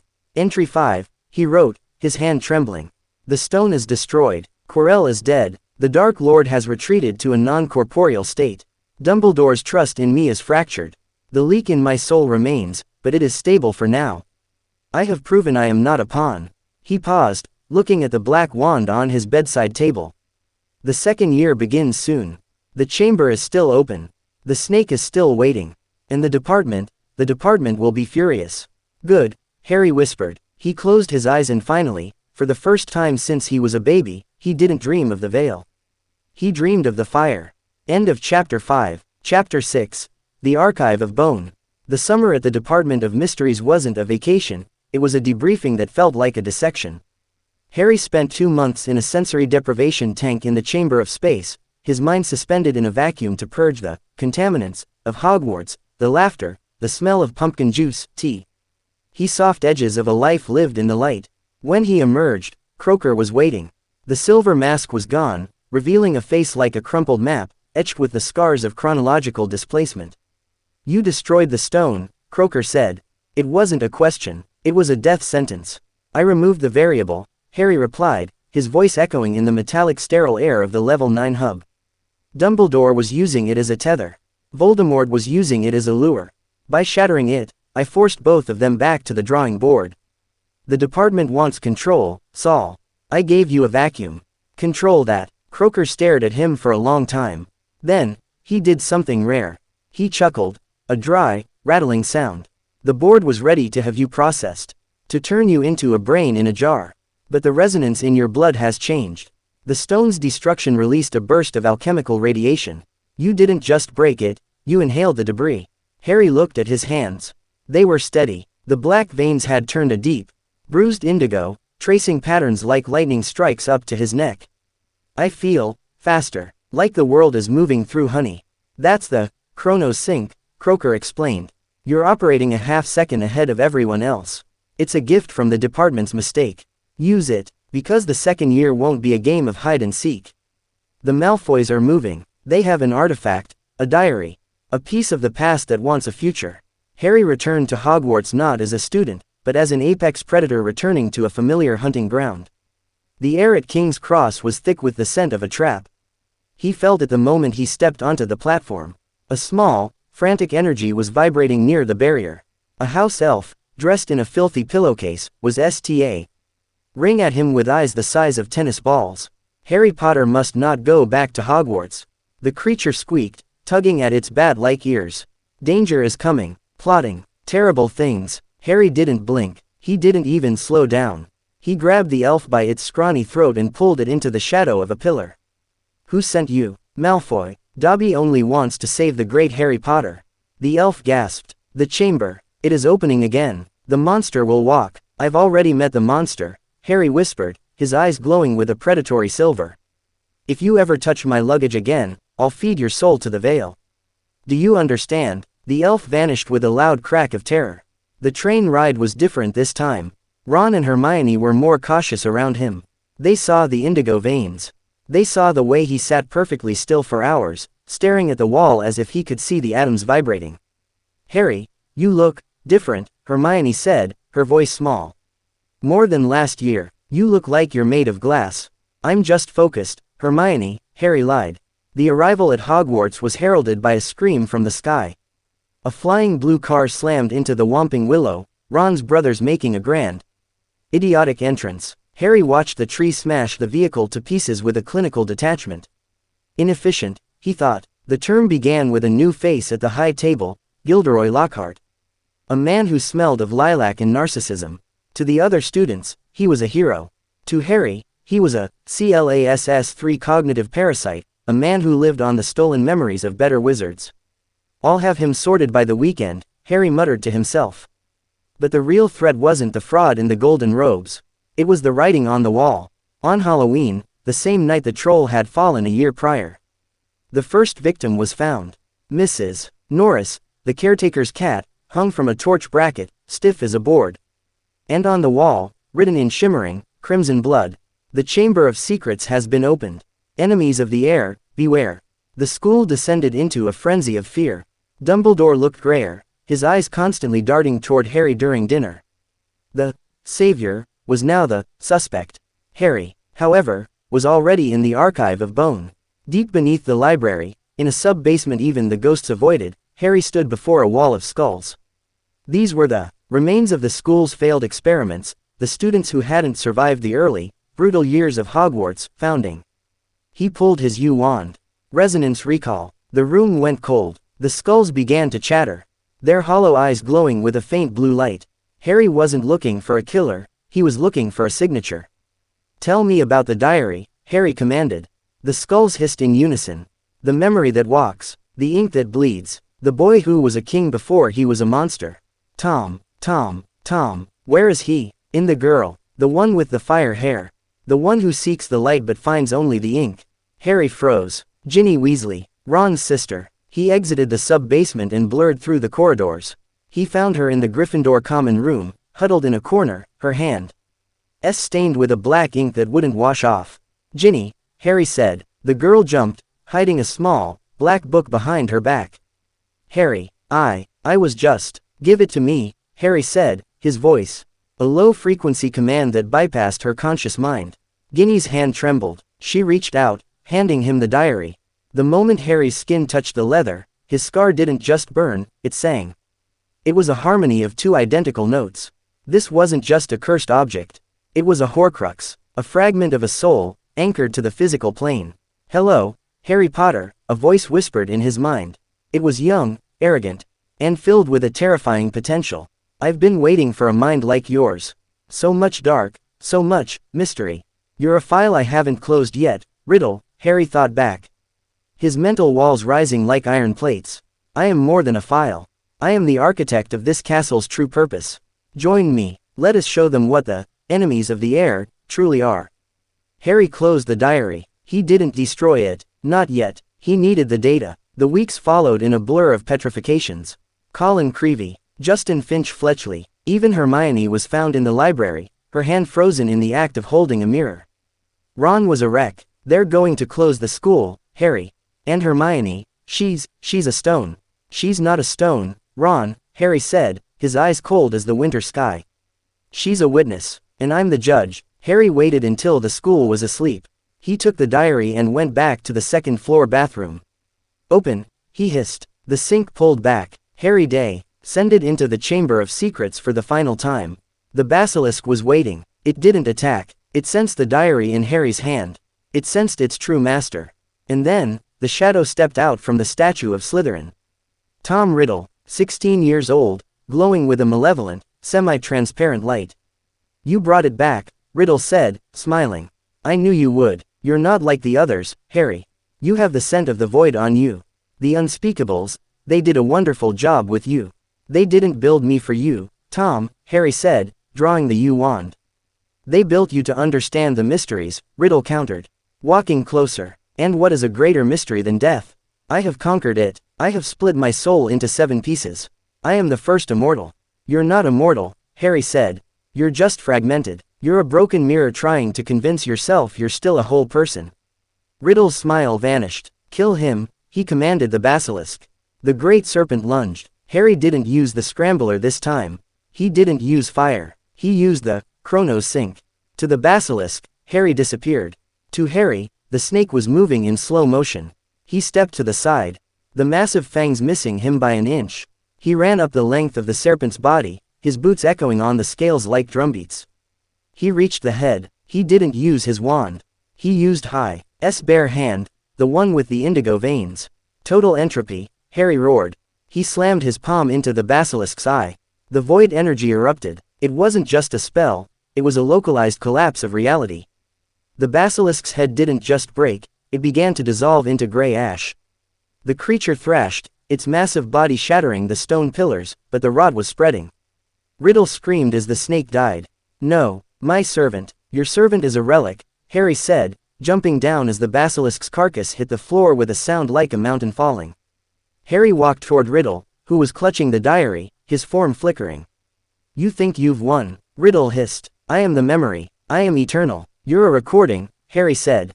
He pulled a small vial of the basilisk's venom, Harv's, Ted from the floor, and poured it directly onto the diary.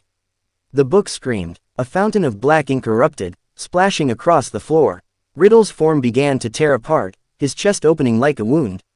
Golden light pouring out as he was sucked back into the pages. I'll see you again, Harry Potter. Riddle shrieked. The other pieces, they will find you. I'm counting on it, Harry said. The chamber went silent. The diary was a charred, smoking ruin. The basilisk was a heap of ash. Harry stood in the center of the destruction. He felt the drain, the soul sickness of the Horcrux's death. But he also felt the shift in the ley lines. The heart of the Nexus was clear again. He looked up at the statue of Slytherin. Chapter 2 is closed, Harry whispered. He didn't go back to the dormitory. He went to the hospital wing. He stood over Hermione's bed, his hand resting on her frozen shoulder. Wake up, Hermione, he said, his voice for once sounding like a boy's. The library is waiting. He left before the Mandrake restorative draft was even administered. Back in the Department of Mysteries, weeks later, the board looked at the remains of the diary. A Horcrux, Croaker whispered. His voice filled with a rare, genuine fear. He really did it. He cheated the veil. He tried, Harry said, standing in the shadows of the office. But he forgot one thing. What's that? The department always has a late fee. Harry turned and walked out, the indigo veins on his neck pulsing with a dark, triumphant rhythm. The war wasn't coming, it was expanding, and Subject 07 was the only one who knew the true cost of the cure. End of Chapter 6. Chapter 7. The Kinetics of Wrath. The third year did not begin with a train ride. It began with a breach. In the high-security wing of Azkaban, a cell that had been occupied for 12 years sat empty. The air inside was still freezing, the walls etched with the desperate, jagged ramblings of a man who had lost everything but his name. Sirius Black had not picked the lock, he had simply ceased to be there. To the Dementors, he had become a ghost in the machine, a ripple of madness that slipped through the bars. In the Department of Mysteries, the alarms were not hums, they were screams. The prisoner is a variable we did not account for, Croaker said, his voice distorted by a localized temporal bubble. He and Harry stood in the room of space, watching a holographic projection of the North Sea. Black was the Potter's secret keeper. He is the only living man who knows the frequency of your original soul signature before the veil leak. Harry was suspended in midair, practicing kinetic redirection. Around him, dozens of iron spheres zoomed at his head at terminal velocity. With a flick of his fingers, the spheres didn't hit him. They curved around his body in a perfect, lethal orbit, forming a spinning shield of metal. If he knows my signature, he can bypass my blur charms, Harry said, his voice flat. He snapped his fingers, and the iron spheres shot outward, embedding themselves 6 inches deep into the reinforced walls. Why did he wait 12 years? He saw a newspaper, Croaker replied. The Weasley boy's pet rat. A creature with an anomalous lifespan. Black didn't break out to kill you, Harry. He broke out to finish the job he started in 81. Or so the Ministry believes. Harry dropped to the floor, his boots silent on the obsidian. The Ministry is a collection of fools led by a man who fears his own shadow. Send me back. If Black wants a reunion, I'll give him one he won't survive. The Hogwarts Express was a different beast this year. The atmosphere was stifling. Dementors, the department's most problematic biological assets, had been stationed at the gates. They were blind, rotting manifestations of depression, and to Harry, they felt like a draft coming from an open door to the Vale. When the train screeched to a halt in the middle of a frozen wasteland, the lights flickered and died. The temperature plummeted. A Dementor slid open the door to Harry's compartment. Ron whimpered. Hermione froze, her breath hitching in her throat. Neville collapsed into a fit of silent shaking. The creature was a towering shroud of black decay, its rattling breath sounding like water gurgling down a drain. It turned its faceless head toward Harry. It sensed the leak. It sensed the NTRATED buffet of trauma and void energy that lived behind Harry's ribs.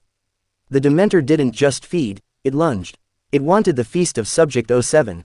Harry didn't reach for his wand. He stood up, his indigo veins glowing with a cold, ultraviolet light. He stepped into the Dementor's freezing aura, his face inches from its hood. You're hungry, Harry whispered, his voice vibrating with the frequency of the Chamber of Death. Let me show you what real hunger looks like. He didn't cast a Patronus. He didn't think of a happy memory. He reached out and grabbed the Dementor by the edges of its tattered cloak. Inversion, Harry hissed. Instead of the Dementor sucking the soul out of Harry, Harry began to suck the nothingness out of the Dementor. The creature let out a sound that wasn't a scream. It was the sound of a vacuum being filled. It shriveled. The black rags of its body began to disintegrate into gray ash as Harry siphoned its entropic essence directly into the iron labyrinth of his mind. The Dementor recoiled, a feat previously thought impossible, and fled through the walls, its form diminished and flickering. The lights came back on. Ron was staring at Harry with a look of pure horror. Harry, what did you just do? Hermione breathed, her hand over her heart. That wasn't a spell. You ate it. I recycled it, Harry said, sitting back down. His skin was unnervingly pale, and his eyes were darting with a frantic, predatory speed. Dementors are just gaps in reality. I'm a bigger gap. The school year was a hunt. Sirius Black was sighted in Dufftown. He was sighted in the corridors. He was a shadow on the edge of the forest. Harry spent his nights in the Room of Requirement, which the department had catalogued as a sentient spatial anomaly. He commanded the room to become a combat simulator. He fought holographic Death Eaters, learning the kinetics of wrath, how to turn his anger not into fire, but into a piercing, invisible force. But the variables were shifting. Professor Lupin, the new defense teacher, was a man of scars and secrets. He looked at Harry not with fear, but with a heartbreaking recognition. You have your mother's eyes, Harry, Lupin said one afternoon. After a lesson on boggarts. But you have a stranger's soul. My mother is a file in a cabinet, Professor, Harry replied. And my soul is under Ministry jurisdiction. Don't look for ghosts in me. You won't like what you find. The climax came on a night when the moon was a fat, yellow eye in the sky. Harry had tracked the anomalous rat, using a modified version of the Marauder's map, an artifact he'd requisitioned from the Weasley twins and enhanced with departmental tracking runes. He followed the dot labeled Peter Pettigrew to the Whomping Willow. In the Shrieking Shack, the truth unraveled like a rotting shroud. Sirius Black was there, gaunt and manically laughing, his robes rags. Remus Lupin was there, his wand trembling. And Ron was clutching his rat, Scabbers, who was shrieking in a way no rodent should. Kill him, Black roared, pointing at the rat. Kill him for what he did to James. To Lily, he's a rat, you lunatic. Ron yelled, backing away. Harry stepped into the center of the room. He didn't look at Black. He didn't look at Lupin. He looked at the rat. Biological masking. Grade A, Harry noted, his U-wand emitting a low, rhythmic pulse. You've been hiding in a child's bedroom for 12 years, Peter. That's a level of dedication even the Unspeakables would admire. With a flick of his wrist, Harry didn't use a standard transformation spell. He used a molecular unbinding.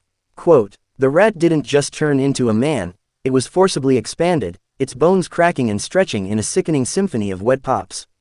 Peter Pettigrew fell to the floor, a small, balding, watery-eyed man reeking of stale fear. Harry, help me. Pettigrew blubbered, reaching for Harry's robes. The Dark Lord, he forced me. I had no choice. Harry looked down at him. He felt nothing. No hate, no pity, just the clinical necessity of a cleanup. You were the secret keeper, Harry said. You were the one who broke the seal. Because of you, the Department had to spend 10 years rebuilding a weapon that should never have been broken. Harry, no, Lupin shouted as Harry raised his wand. He needs to go to the Ministry. To clear Sirius's name. The Ministry doesn't want the truth, Harry said. They want a closed file. Suddenly, the shack shuddered. The clouds outside parted, and the full moon's light hit Lupin like a physical blow. The transformation was brutal. Lupin's skin tore, his snout elongating, his eyes turning a feral, glowing amber. A werewolf, a class XXXXX beast. Sirius, run, Harry commanded, but the werewolf was already lunging. Black transformed into a massive black dog, throwing himself at the wolf to protect the children. They tumbled out of the shack and onto the grounds, a whirlwind of fur, teeth, and claws. Pettigrew saw his chance. He reached for Lupin's dropped wand. Snap! Harry stepped on Pettigrew's hand, the sound of breaking fingers sharp in the night air. You're staying here, Harry said. But the air grew cold. Too cold. 100 Dementors were descending from the sky, drawn by the scent of the massacre. They swarmed over the lake, their frost breath turning the grass to glass. They didn't care about Pettigrew or Black. They wanted the boy. They surrounded Harry, a swirling vortex of despair. Harry felt the iron labyrinth shaking. The Dementors were hitting the frequency of his scar. He fell to his knees. The black veins on his neck pulsing violently. He saw his mother's death, not as a memory, but as a data point. He saw the green light. He felt the cold. Expecto Patronum, Harry whispered, but the words were hollow. He had no happy memories. His childhood was a series of trials. His life was a project. You are nothing, the Dementors whispered into his mind. A hollow shell, a weapon with no hand to hold it. I am, Harry gasped, his vision fading. I am, the Department. Across the lake, a silver light erupted. It wasn't a mist. It was a spear of pure, blinding radiance. A stag, made of solid white fire, charged across the water, trampling the Dementors into smoke. It was a display of power that defied the laws of magic. The Dementors fled. Harry looked across the water and saw a figure. For a second, he thought it was his father. But as the light faded, he realized the truth. It was him, a future version of himself. A Subject 07 who had mastered the light as well as the dark. Harry passed out. He woke up in the hospital wing. Dumbledore was there, looking at him with a mixture of awe and profound concern. Sirius escaped, the headmaster said quietly. On the back of a hippogriff. And Pettigrew. Well, Pettigrew is in a high-security holding cell in Level 9. The Unspeakables arrived within minutes of the encounter. They were monitoring the frequency, Harry said, his voice raspy. Harry, Dumbledore said, leaning in. That Patronus. It was the most powerful manifestation of positive energy I have ever witnessed. Where did you find the memory to fuel it? Harry looked at the ceiling. He remembered the feeling of siphoning the Dementor on the train. He remembered the feeling of absolute, cold control. I didn't use a memory, Headmaster, Harry said. I used a realization. And what was that? That even the darkness is afraid of what I'm becoming. Dumbledore didn't answer. He just looked at the boy, the pale, indigo-veined savior of the world, and for the first time, the headmaster of Hogwarts looked truly afraid. Back in his dorm, Harry opened the Void Journal. Entry 7, he wrote. The secret keeper is in custody. Sirius Black is an external asset. The future self, resonance detected at the lake suggests a temporal loop. Recommendation. Begin Phase 4. The tournament is coming. The blood must be spilled to call the serpent home. Harry closed the book. He looked at his hand. It was glowing with a faint, silver light. The kinetic wrath was settling. The weapon was sharp, and the world was starting to bleed. End of Chapter 7. Chapter 8. The Protocol of Sacrifice. The fourth year at Hogwarts didn't begin with a welcome, it began with a declaration of war disguised as a sporting event. The Triwizard Tournament. A friendly competitio. And that the Department of Mysteries had officially classified as a high-probability lethality event. Harry sat at the Gryffindor table, watching the delegations from Beauxbatons and Durmstrang enter the Great Hall. He wasn't looking at the Vila Blood girls or the fur-clad warriors. He was watching the Goblet of Fire, an ancient, wood-carved artifact that pulsed with a raw, chaotic blue flame. It's a sentient judicial engine. Harry whispered to Hermione, who was staring at the goblet with a mixture of academic interest and dread. It doesn't choose the best student. It chooses the one whose magical signature is most compatible with the ritual sacrifice the tournament was originally designed to facilitate. Ritual sacrifice, Hermione hissed. Harry, it's a school competition. It's a blood contract, Hermione. Read the subtext of the 1792 disaster. The winners don't just get gold, they get to live. The arrival of Alistair, Mad-Eye, Moody, the new defense teacher, added a layer of jagged tension to the air. Moody was a patchwork of scars and magical prosthetics. His electric blue eye spun wildly, locking onto Harry the moment he entered the hall. Harry felt the sight kick in.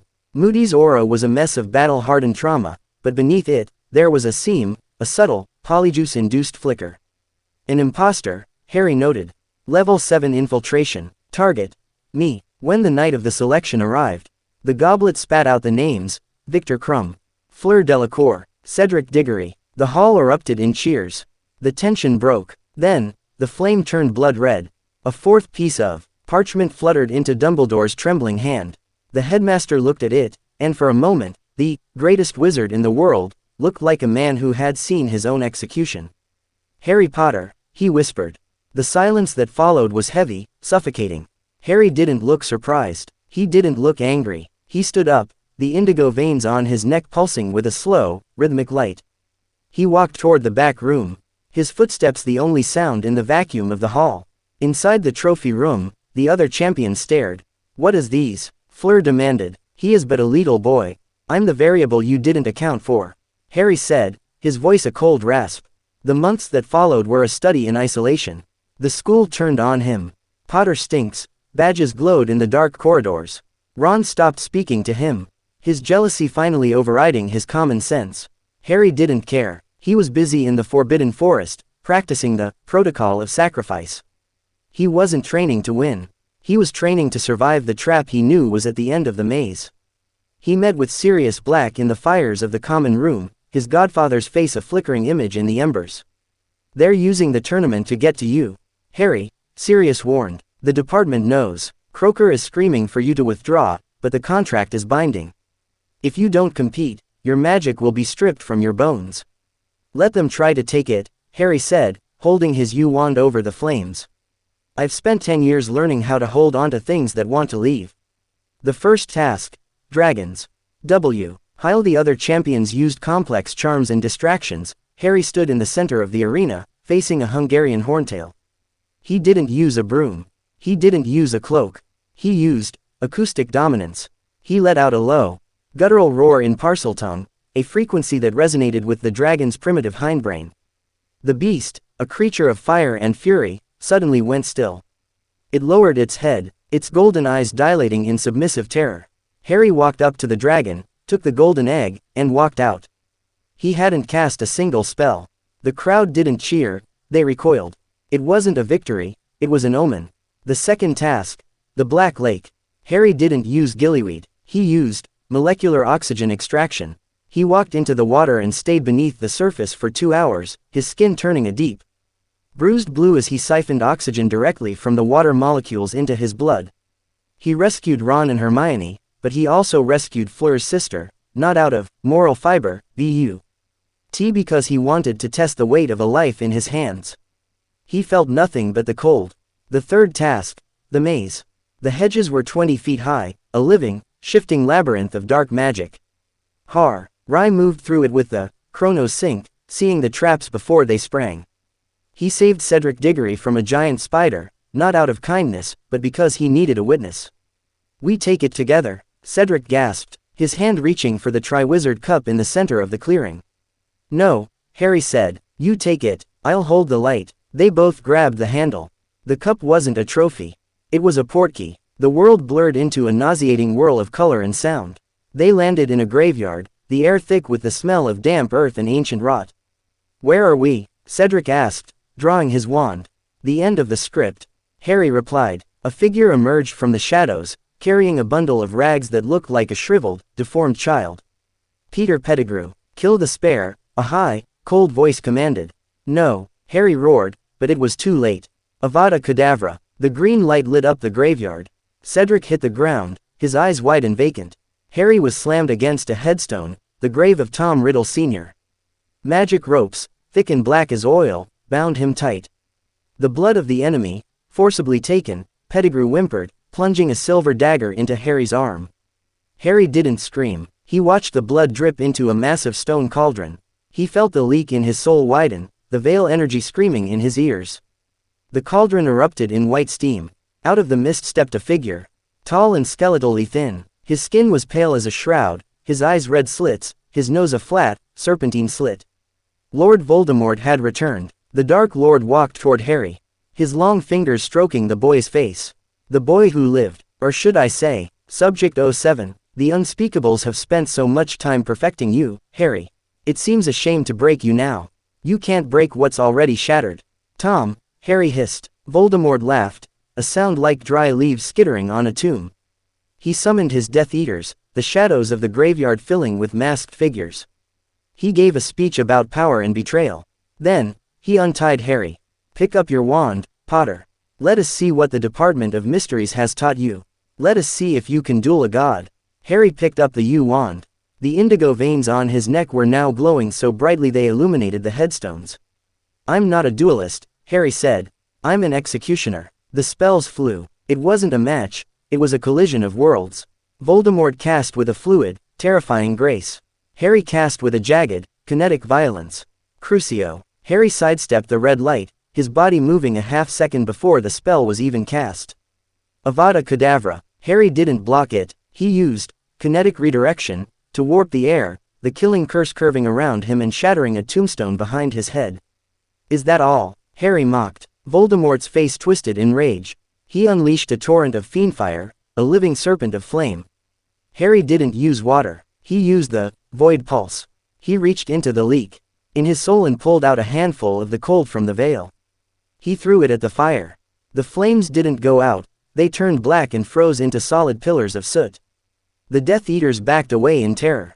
This wasn't a boy, this was a nightmare. Priori incantatem. Voldemort roared, their wands connecting in a beam of golden light. The graveyard was filled with the ghosts of the people Voldemort had killed. Cedric, Bertha Jerkins, and then, the Potters. Harry, his father's ghost whispered. The department, they didn't tell you everything. There is a third way. Harry, sweetheart, his mother said, her eyes weeping silver light. Don't let the cold take you. Break the link. Harry looked at the golden thread connecting him to the murderer of his parents. He felt the power of the void, the hunger of the department, and the desperate, fading warmth of his mother's love. I'm done being a weapon, Harry roared. He didn't pull back, he pushed. He flooded the connection not with his magic, but with the leak itself. He dumped the raw, unfiltered radiation of the veil directly into Voldemort's wand. The wand in Harry's hand exploded. Voldemort's wand shattered. The backlash was a supernova of gray light. Harry grabbed Cedric's body in the portkey. Accio. He vanished just as the graveyard was consumed by localized temporal collapse. He landed on the grass of the Hogwarts grounds. The crowd screaming in joy, then in horror. Dumbledore was there. Moody was there. He's back, Harry gasped, his arm bleeding, his eyes devoid of any remaining childhood.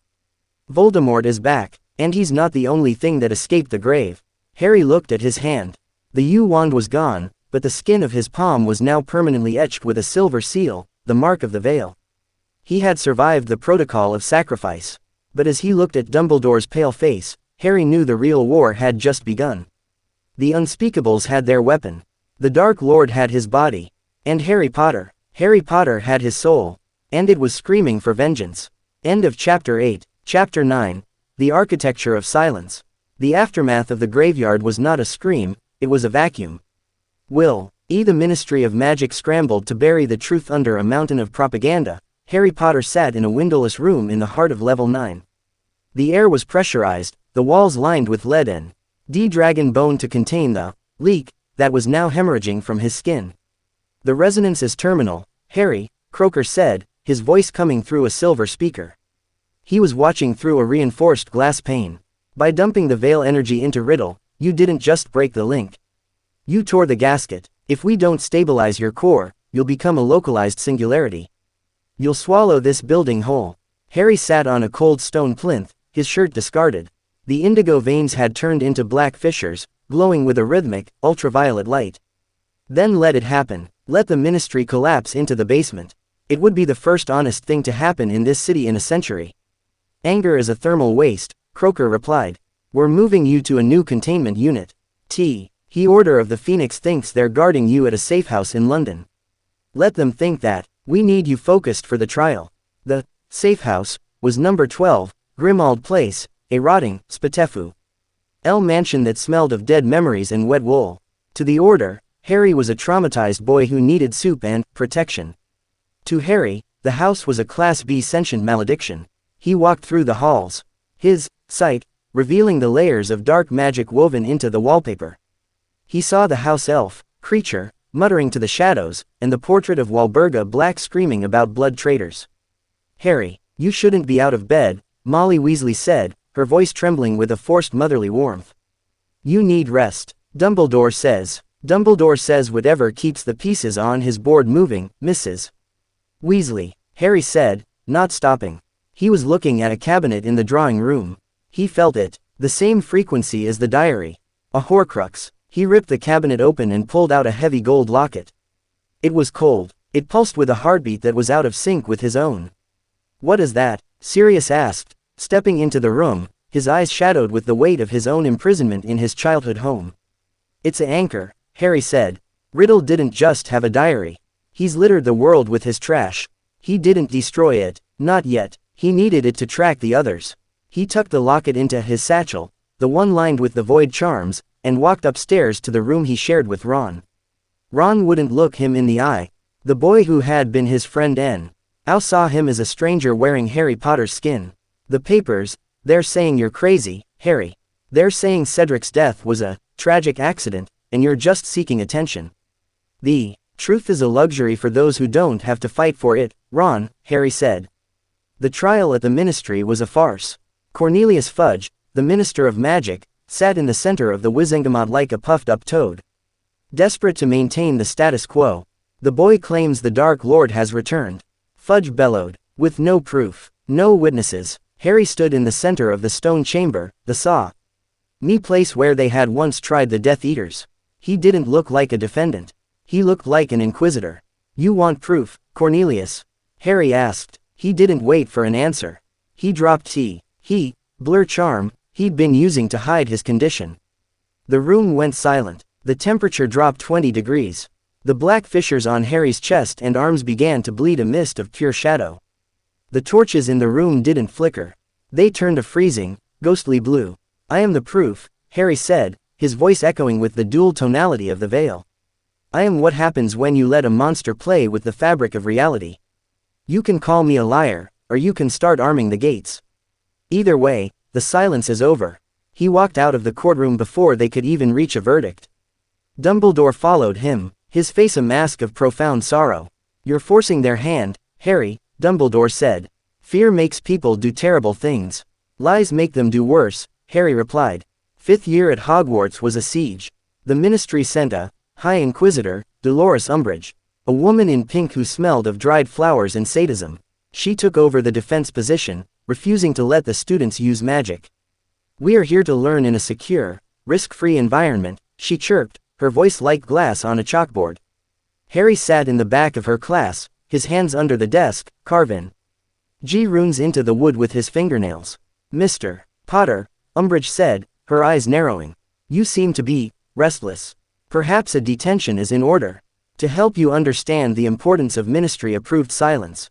The detention was a test of will. She gave him a black quill, a blood-inked artifact that carved the words into the back of his hand as he wrote. I must not tell lies. Harry wrote the line once.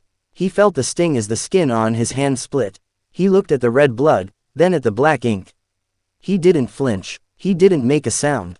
He looked up at Umbridge and smiled, a slow, terrifying expression that didn't reach his eyes. Is something wrong, Mr. Potter? She asked, her own smile wavering. You're using a Class 5 cursed artifact on a ministry ward, Harry said. The department has a very strict policy on unauthorized blood magic. He didn't stop writing. He wrote the line 100 times, his hand a mess of shredded skin. But as he wrote, he channeled the leak. He didn't just let the quill take his blood, he gave it the void. Suddenly, the quill in Harry's hand began to smoke. Umbridge's own hand, the one she was using to sip her tea, suddenly erupted in pain. She screamed as the words "I must not tell lies" began to carve themselves into her skin, blooming in jagged, black lines. "What have you done?" she shrieked, dropping her teacup. "I'm just following the protocol, Professor," Harry said. Standing up, "Reciprocity is the first law of the mysteries." He walked out, leaving her screaming in her pink office. The school became a powder keg. Harry started the DA, not Dumbledore's army, but the department's auxiliaries. He didn't teach them how to disarm. He taught them how to survive. He taught Neville how to turn his trauma into a kinetic shield. He taught Luna Lovegood, a girl who saw the Raxperts that were actually temporal drifts, how to track the unseen. But the Dark Lord was also busy. Voldemort was obsessed with the prophecy, he record of his fate stored in the Hall of Prophecies in the department. He began to plant visions in Harry's mind. He showed him Sirius being tortured in the room of space. "It's a trap, Harry," Hermione pleaded. "He's using the connection." "I know it's a trap," Harry said, checking the charge on a series of thermal grenades he'd acquired from the department's armory. "But the prophecy isn't for him. It's for me. I need to know why the department chose me." The battle at the Ministry was a slaughter. The DA flew to London on the backs of Thestrals, creatures only the death-touched could see. They entered the silent, cold halls of the Department of Mysteries. They reached the Hall of Prophecies, a forest of glass orbs. Harry found the one with his name. The one with the power to vanquish the Dark Lord approaches. Harry listened to the recording. It was a fragment, a guess. It wasn't destiny, it was a probability. "Give it to me, Potter," a voice drawled. Lucius Malfoy and the Death Eaters emerged from the shadows. Bellatrix Lestrange was there, her eyes dancing with a manic, murderous light. "You're out of your depth, little unspeakable," Lucius sneered. "This is the world of men. Then let's see if you can handle the basement," Harry said. The fight was a whirlwind of light and shadow. The DA fought with a clinical, cold precision that shocked the Death Eaters. Nevi, Ye broke a Death Eater's ribs with a single, silent impulso. Luna blinked through a rain of killing curses as if they were nothing more than a change in the weather. But then, the order arrived. Sirius, Remus, Moody. The Chamber of Death became the final stage. Harry stood by the veil, the tattered silk fluttering in the wind of the spells. Sirius was laughing, dueling Bellatrix with a reckless grace. "Come on, you can do better than." A jet of red light hit him square in the chest. Sirius's eyes went wide, he tipped backward. "Sirius!" Harry screamed. He watched as his godfather fell through the veil. There was no splash, no sound, just a ripple in the fabric, and Sirius Black was gone. The world stopped. Harry felt the iron labyrinth shatter. The leak in his soul didn't just widen, it exploded. He didn't chase Bellatrix. He didn't scream. He turned toward the veil and let out a sound that tore the air. He reached into the portal with both hands, into the place where no living thing could go. "Give him back." The veil didn't just flutter, it strained. The stone archway began to crack. A horrific, bone-chilling shriek erupted from the other side as Harry siphoned the energy of the dead to bridge the gap. Voldemort appeared then, manifesting in the center of the room. He saw Harry, his hands deep in the veil, his body glowing with a terrifying, white-hot void. "You're insane," Voldemort cried, his own red eyes filled with a rare, genuine fear. "You'll pull the whole world through. Then we'll all be silent together." Harry roared. Dumbledore arrived, casting a spell of such immense power that it forced Harry's hands out of the veil. The archway settled, the cracks glowing with a dull, angry red. Sirius didn't come back. Voldemort and Dumbledore engaged in a duel that shattered the very foundations of the Ministry. Fire and water, light and dark. But Harry stood in the center of it all, looking at his hands. They were black, the skin charred by the touch of the afterlife. Voldemort fled, realizing he couldn't win this three-way war. The Ministry was in ruins. Fudge arrived just in time to see the Dark Lord vanish. The truth was finally, undeniably out. Harry sat on the floor of the Chamber of Death, his eyes fixed on the fluttering silk. Dumbledore knelt beside him. "I'm sorry, Harry," the headmaster whispered. "I should have told you.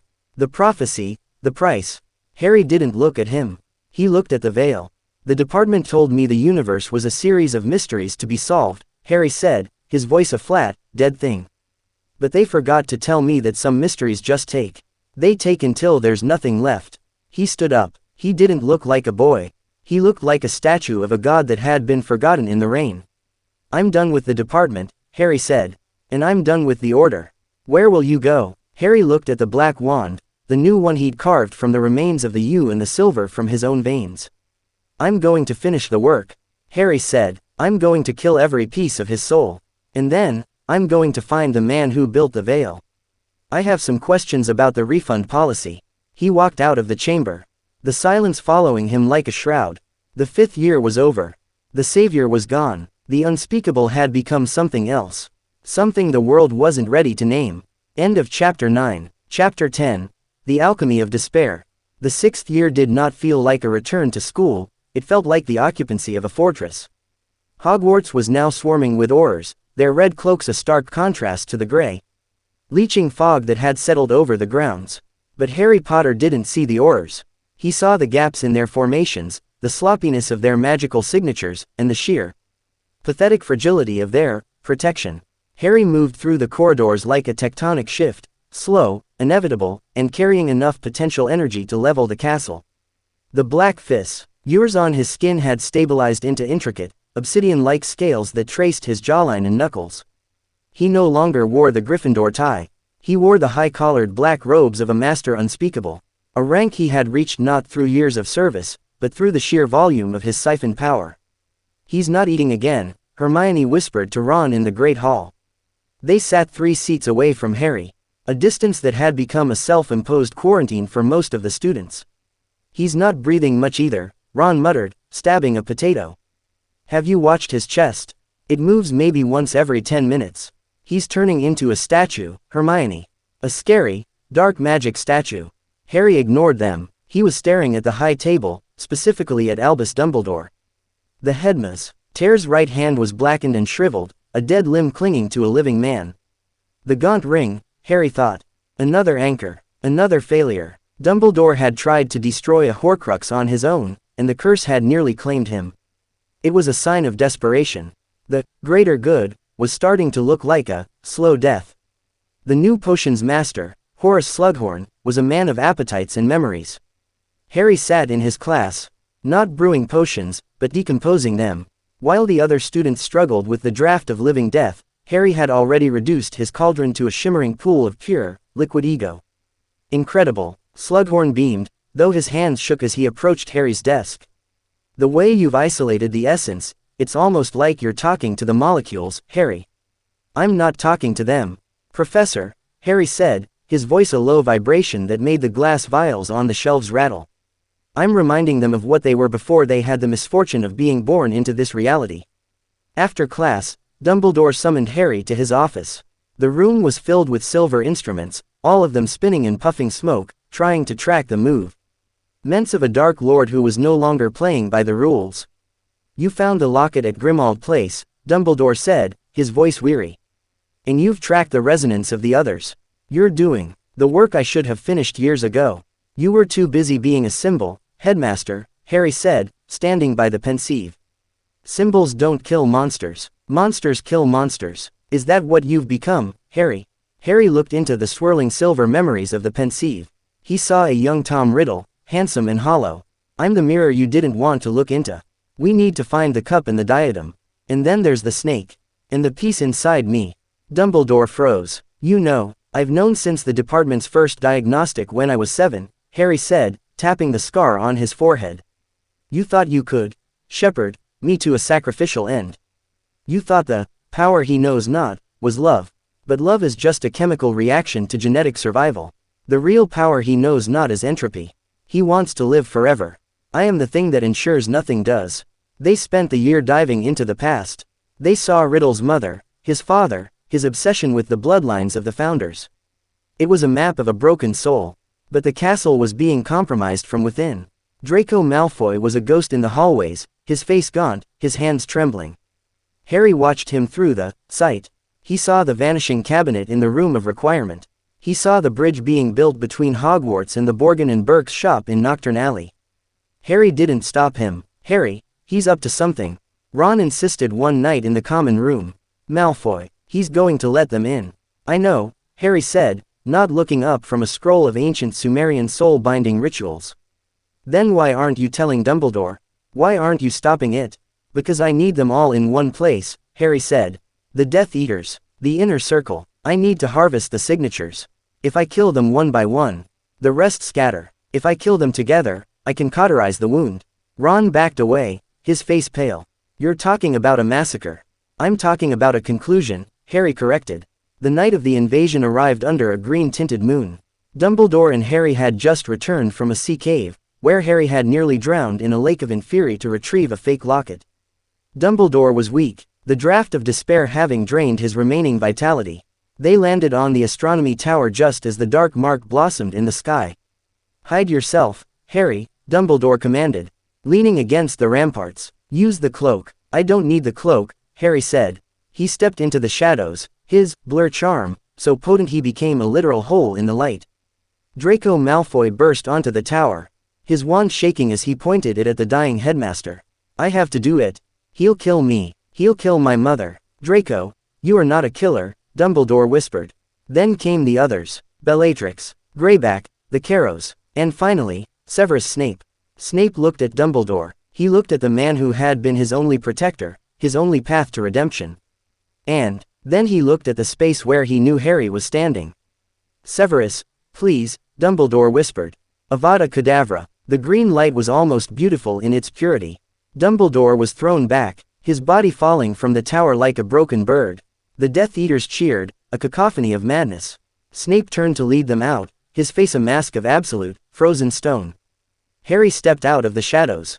He didn't scream, he didn't cry, he raised his hand, and the heavy iron door to the tower slammed shut, the locks welding themselves into the stone. You're not going anywhere, Harry said. The Death Eaters spun around. Bellatrix cackled, her wand raised. The little half-blood, you think you can stop us? We just killed your king. He wasn't my king, Harry said. He was my leash. Harry didn't use a wand. He took a step forward, and the floor of the tower began to vibrate at a frequency that shattered the glass in the nearby windows. He reached into the leak, in his soul, the Horcrux fragment, and the leak, in reality, the Veil energy. Synapse collapse, Harry whispered. It wasn't a spell, it was a command to the nervous systems of everyone in the room. The Carrow twins hit the floor instantly, their brains short-circuiting as Harry overrode their bioelectric signals. Greyback screamed as his wolfish instincts were turned inward, his own body trying to devour itself. Bellatrix fired a killing curse. Harry didn't dodge, he caught the green light in his bare hand. The light didn't kill him. It was absorbed into the black fissures on his skin. He looked at the energy, and blew it back at her like a handful of dust. Bellatrix Lestrange, the most feared witch in Britain, turned into a statue of grey salt before she could even blink. A second later, she crumbled into a pile of white powder. Snape stood his ground, his wand held in a perfect defensive posture. Potter, stop, you don't know what you're doing. I know exactly what I'm doing, Severus, Harry said, walking toward him. You killed the only man who could have stopped me from doing this. You didn't just commit a murder, you committed a tactical error. Harry grabbed Snape's wand hand. The pressure was enough to crack the radius. Tell the Dark Lord I'm coming. Tell him I've finished the map. And tell him that when I find him, there won't be enough of him left to put in a bottle. Harry shoved Snape back. He didn't kill him, he needed the messenger. Snape fled, taking the terrified Malfoy with him. Harry stood alone on the tower. He walked to the edge and looked down at Dumbledore's body on the grass below. The students were starting to gather, their screams of grief rising through the air. Harry felt a single, cold drop of rain hit his face. He reached into his pocket and pulled out the real locket, the cup, and the diadem, all of which he had secured throughout the year while Dumbledore was looking at memories. He threw them onto the floor of the tower. He raised his foot and slammed it down. A shockwave of void energy erupted. The three Horcruxes didn't just break, they shrieked as the soul fragments within them were ground into nothingness by the sheer weight of Harry's entropy. 4 down, Harry whispered. The snake, the ring, and me. He looked out at the forbidden forest, where he knew the Dark Lord was waiting. He felt the hunger from the veil growing, the leak, now so large it was starting to pull at his own heartbeat. The alchemy of despair was complete. He had transmuted his grief into a weapon that could unmake the world. He didn't go down to join the mourners. He stepped off the edge of the tower. He didn't fall. He glided on the thermal currents of the magic. He was bleeding, a black hawk descending into the night. The final year was not going to be a school term. It was going to be a harvest. End of Chapter 10. Chapter 11. The Geometry of Exile. The fall of Hogwarts was not a collapse of stone, but a collapse of order. With Dumbledore buried in a white tomb by the lake, the Ministry fell within hours. The Department of Mysteries was locked down, its entrances sealed with absolute silence, wards, leaving Harry Potter, the weapon they had forged, stand in the middle of a world that had gone dark. Harry did not go to the funeral. He did not join the resistance. He went to the Forest of Dean, carrying a tent enchanted with the crushing gravity of the Level 9 archives. He was accompanied by Ron and Hermione, not because he needed their help, but because their presence was the only thing preventing his core from reaching critical mass. The trace is on the name, Ron whispered, huddled over a small, blue fire in the center of the tent. If you say it, they find you. The Snatchers, they're everywhere, Harry. Harry sat in the corner, his shirt off. The black fissures on his torso pulsing with a low, rhythmic hum. He was using a silver needle to etch runes directly into the obsidian scales on his chest. Each puncture didn't draw blood, it drew a wisp of gray smoke. Let them come, Harry said. I need the practice in field expedient soul extraction. Harry, stop it, Hermione snapped, her voice frayed to the point of breaking. As surrounded by books on Horcruxy and alchemical binding. You're talking like a Dementor. We have to find the remaining anchors. The ring. Dumbledore said it was in the ruins of the Gaunt Shack, but it's gone. And the snake is always with him. The ring is with the department, Harry said, his voice flat. I siphoned the location from Dumbledore's cooling brain before I left the tower. He had it hidden in a snitch. But the soul fragment inside it is different. It's not just Riddle, it's the stone. The Philosopher's Stone, Ron asked. No, the Resurrection Stone. The second Hallow. Ari looked at his hand, the silver seal of the veil was glowing. Riddle turned a gateway into a cage. He took the thing that calls the dead and used it to tether his own pathetic life. The winter was a brutal, silent war of attrition. They moved every night. Harry's sight was now permanent, a 360-degree awareness of the magical ley lines. He saw the world as a grid of energy, and he saw the red spots, where the Death Eaters were conducting rituals to consolidate their power. In December, the hunger became unbearable. The leak was no longer just a hole, it was a mouth. Harry left the tent while the others slept. He walked into the frozen woods, the snow vaporizing before it could touch his skin. He found a camp of Snatchers, 5 men, reeking of cheap fire whiskey and the blood of the Muggle-borns they had hunted that day. He didn't draw a wand. He walked into the center of their firelight. Who's this then? The leader asked, standing up. A bit pale, aren't you, lad? Harry didn't answer. He raised his arms, and the shadows of the trees began to stretch toward him, detaching themselves from the trunks. Neural overload, Harry whispered. He didn't kill them with fire or light. He reached into their minds and accelerated their perception of time. To the Snatchers, a single second became 1,000 years. They stood frozen, their eyes wide as they experienced the heat death of the universe in a heartbeat. Their hair turned white, their skin withered into parchment. When Harry lowered his arms, 5 husks hit the snow. He breathed in, siphoning the kinetic energy of their dying cells to stabilize his own tremors. Efficient, a voice said from the darkness. Harry spun around, a spike of black ice forming in his hand. Xenophilius Lovegood stepped from behind a tree. He looked terrified, but his eyes were fixed on Harry with a frantic, scholarly intensity. The boy who lived, or the boy who died and forgot to leave? What do you want, Lovegood? Harry asked, the ice in his hand steaming. Luna, they took her, the man whimpered. The Death Eaters, they took her to the cellar of the Malfoy Manor. They want the truth about the Hallows. They think you have the wand. Harry paused. The Elder Wand. Dumbledore's wand. I don't have the wand, Harry said. I have the architect. He returned to the tent and woke Ron and Hermione. We're going to Malfoy Manor. Not to hide, to harvest. The infiltration was a surgical strike. Harry didn't use the front door. He used the spatial folding technique of the department. He stepped through the air and appeared in the center of the drawing room. Where Bellatrix's ghost, or rather, her replacement, a high-ranking Death Eater named Dolohov, was presiding over a council of war. Potter. Dolohov roared. Harry didn't give them time to chant. He slammed his palms into the floor. Architectural inversion. The manor didn't just shake, it began to fold in on itself. The walls became floors, the ceilings became pits of crushing gravity. Death Eaters were tossed like dolls into a meat grinder of shifting masonry. Harry moved through the chaos, his chronos sync, allowing him to pluck killing curses out of the air and redirect them into the throats of his enemies. He found the cellar, blowing the door off its hinges with a thought. Luna was there, along with a goblin and Mr.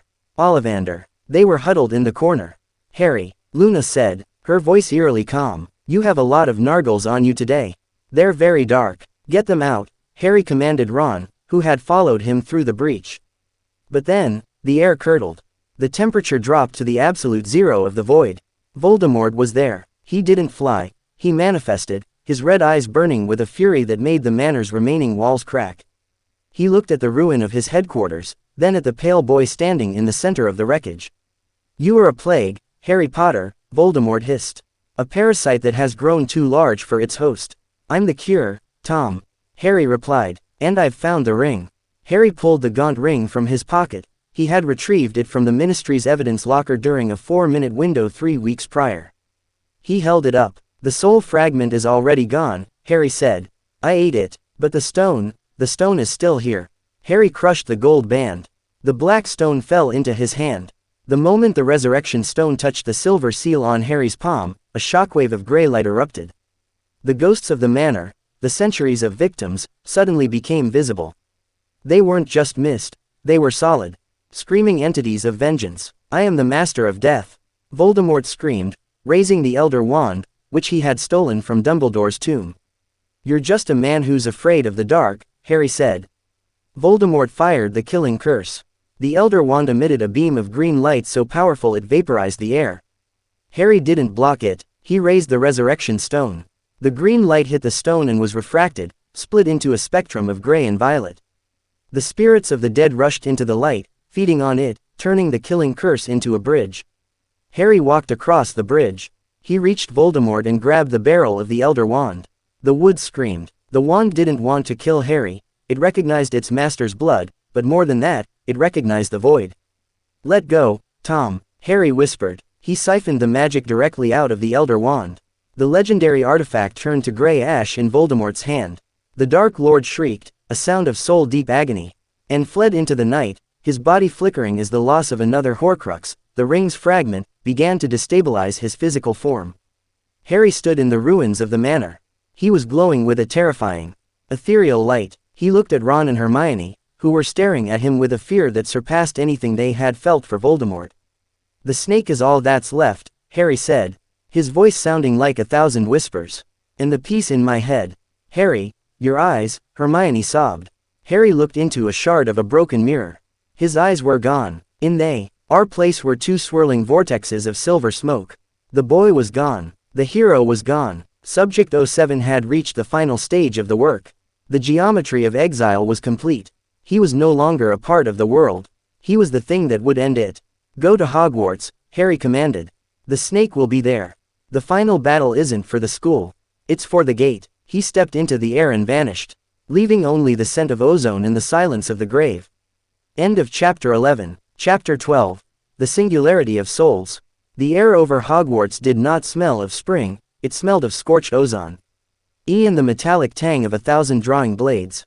The castle was no longer a school, it was a Class 10 reality anchor, the last point of resistance against the encroaching silence of the void. Harry Potter did not arrive at the gates. He manifested on the highest battlement of the astronomy tower, his presence a localized gravitational anomaly that made the stones groan. Below him, the Great Hall's roof had been blasted open, revealing the ley line convergence he had mapped as a child. It was a pillar of raw, white fire reaching for the sky. He's here, Neville Longbottom whispered from the courtyard, clutching the sword of Gryffindor. The blade was no longer silver, it pulsed with the same indigo rhythm as Harry's veins. The Siege of the Veil. The sky split. Voldemort did not descend alone. He brought the hollowed, Death Eaters whose souls had been completely consumed by his parasitic link, turning them into mindless kinetic batteries. They hit the castle's wards like falling stars, the impact rattling the very foundations of the earth. Harry stepped off the tower. He did not fly, He erased the distance between the roof and the ground. He landed in the center of the courtyard. He shockwave liquefying the stone for 10 feet in every direction. Tom, Harry said. His voice wasn't loud, but it resonated in the marrow of every living thing on the grounds. Voldemort stepped through the fire. Nagini coiled around his shoulders like a living shroud. The Dark Lord's skin was translucent, showing the chaotic swirl of the last remaining soul fragment, the one he had tried to stabilize with the blood of the enemy. You have destroyed my anchors, boy, Voldemort hissed, his voice a dual tonality of rage and desperation. But you have become the very thing I sought to conquer. Look at you. There is no, Harry, left. Just a hole in the world. I am the audit, Tom, Harry replied. And your account is overdrawn. The final harvest. The battle was not a duel, it was a re-stitching of reality. Voldemort unleashed the Avada Kedavra in a continuous stream of green light, a river of death meant to drown the world. Harry didn't raise a wand. He opened his arms and inhaled. He took the killing curse into the leak in his soul. He used the death energy to fuel the Chronos sink, accelerating his perception until the world became a frozen photograph. He walked through the static of the battle, moving between the frozen jets of light and the midair debris. He reached Nagini. The snake struck, but Harry caught her mid-lunge. He didn't use a sword. He used entropy. He touched the serpent's head, and the Horcrux within it didn't just die, it was inverted. The soul fragment was sucked out of the snake and into Harry's palm, turning Nagini into a pile of dry, gray scales in a heartbeat. Voldemort screamed, a sound that shattered every window in the castle. The link was broken. He was mortal. He was alone. The seventh anchor. Harry stood 5 feet from the Dark Lord. The black fissures on Harry's face were now weeping a silver light, the radiation of the resurrection stone merged with the void. One left, Harry whispered. The piece in my head. The piece you gave me in Godric's Hollow. Then die with it, Voldemort roared, lunging with a jagged shard of the Elder Wand's remains. Harry didn't move. He reached into his own mind, into the iron labyrinth, and found the screaming red raw fragment of Tom Riddle that had lived there for 17 years. He didn't fight it, he unfolded it, he pulled the soul fragment out of his own scar. The agony was a white-hot singularity. Harry's scream tore the sky open, allowing the cold of the veil to spill directly onto the battlefield. The fragment emerged, a twisted, fetal thing, and Harry held it in the air between them. This is all you are, Tom, Harry said, his voice a choir of the dead, a fragment of a shadow. Harry crushed the fragment. The backlash sent Voldemort sprawling. The Dark Lord's body began to flake away, his fingers turning to ash as the magical dead of his immortality was finally called due. He wasn't dying, he was unraveling. The great silence. The battle stopped. The Death Eaters collapsed as the parasitic link vanished. The defenders of Hogwarts stood in the rubble, watching the two figures in the center of the storm. Voldemort was nothing more than a head and a torso now, floating in a cloud of his own dust. What happens next? He wheezed. Harry looked at his hands. The indigo veins were gone. The silver seal was gone. He was no longer a weapon of the department. He was just a boy, standing in the ruins of a dream. The mystery ends, Tom, Harry said. He reached out and touched Voldemort's forehead. He didn't use hate, he used release. Lord Voldemort vanished. No flash, no bang, just a sudden, perfect absence of sound. Harry stood alone. He looked up at the sky, where the stars were finally visible through the smoke. The leak in his soul was closed. The veil was silent. The work was done. Epilogue. Subject 00. 19 years later, the Department of Mysteries remained sealed. The Ministry had tried to reopen Level 9, but the doors refused to acknowledge their existence. A man stood at the edge of the Black Lake, watching the sunset. He didn't have a scar. He didn't have indigo veins. But when he moved, the shadows still hesitated, and the water stayed perfectly still in his presence. They're asking for you again, Harry, a woman said, walking up behind him. Hermione Granger, now the head of magical law enforcement, looked at him with a mixture of love and lingering awe. The board, they want to know where you put the archives. Harry looked at the lake. He remembered the cold. He remembered the silence. Tell them the files are closed, Harry said, his voice soft and human. The mysteries aren't for solving. They're for living. He turned to walk back to the castle, where his children were learning the flourish of a magic that didn't have to hurt. He was no longer a weapon. He was no longer a ghost. But as he walked, he felt a faint, familiar vibration in the air, a whisper from a place where the light and dark were the same thing. He smiled. The house had finally won. The end.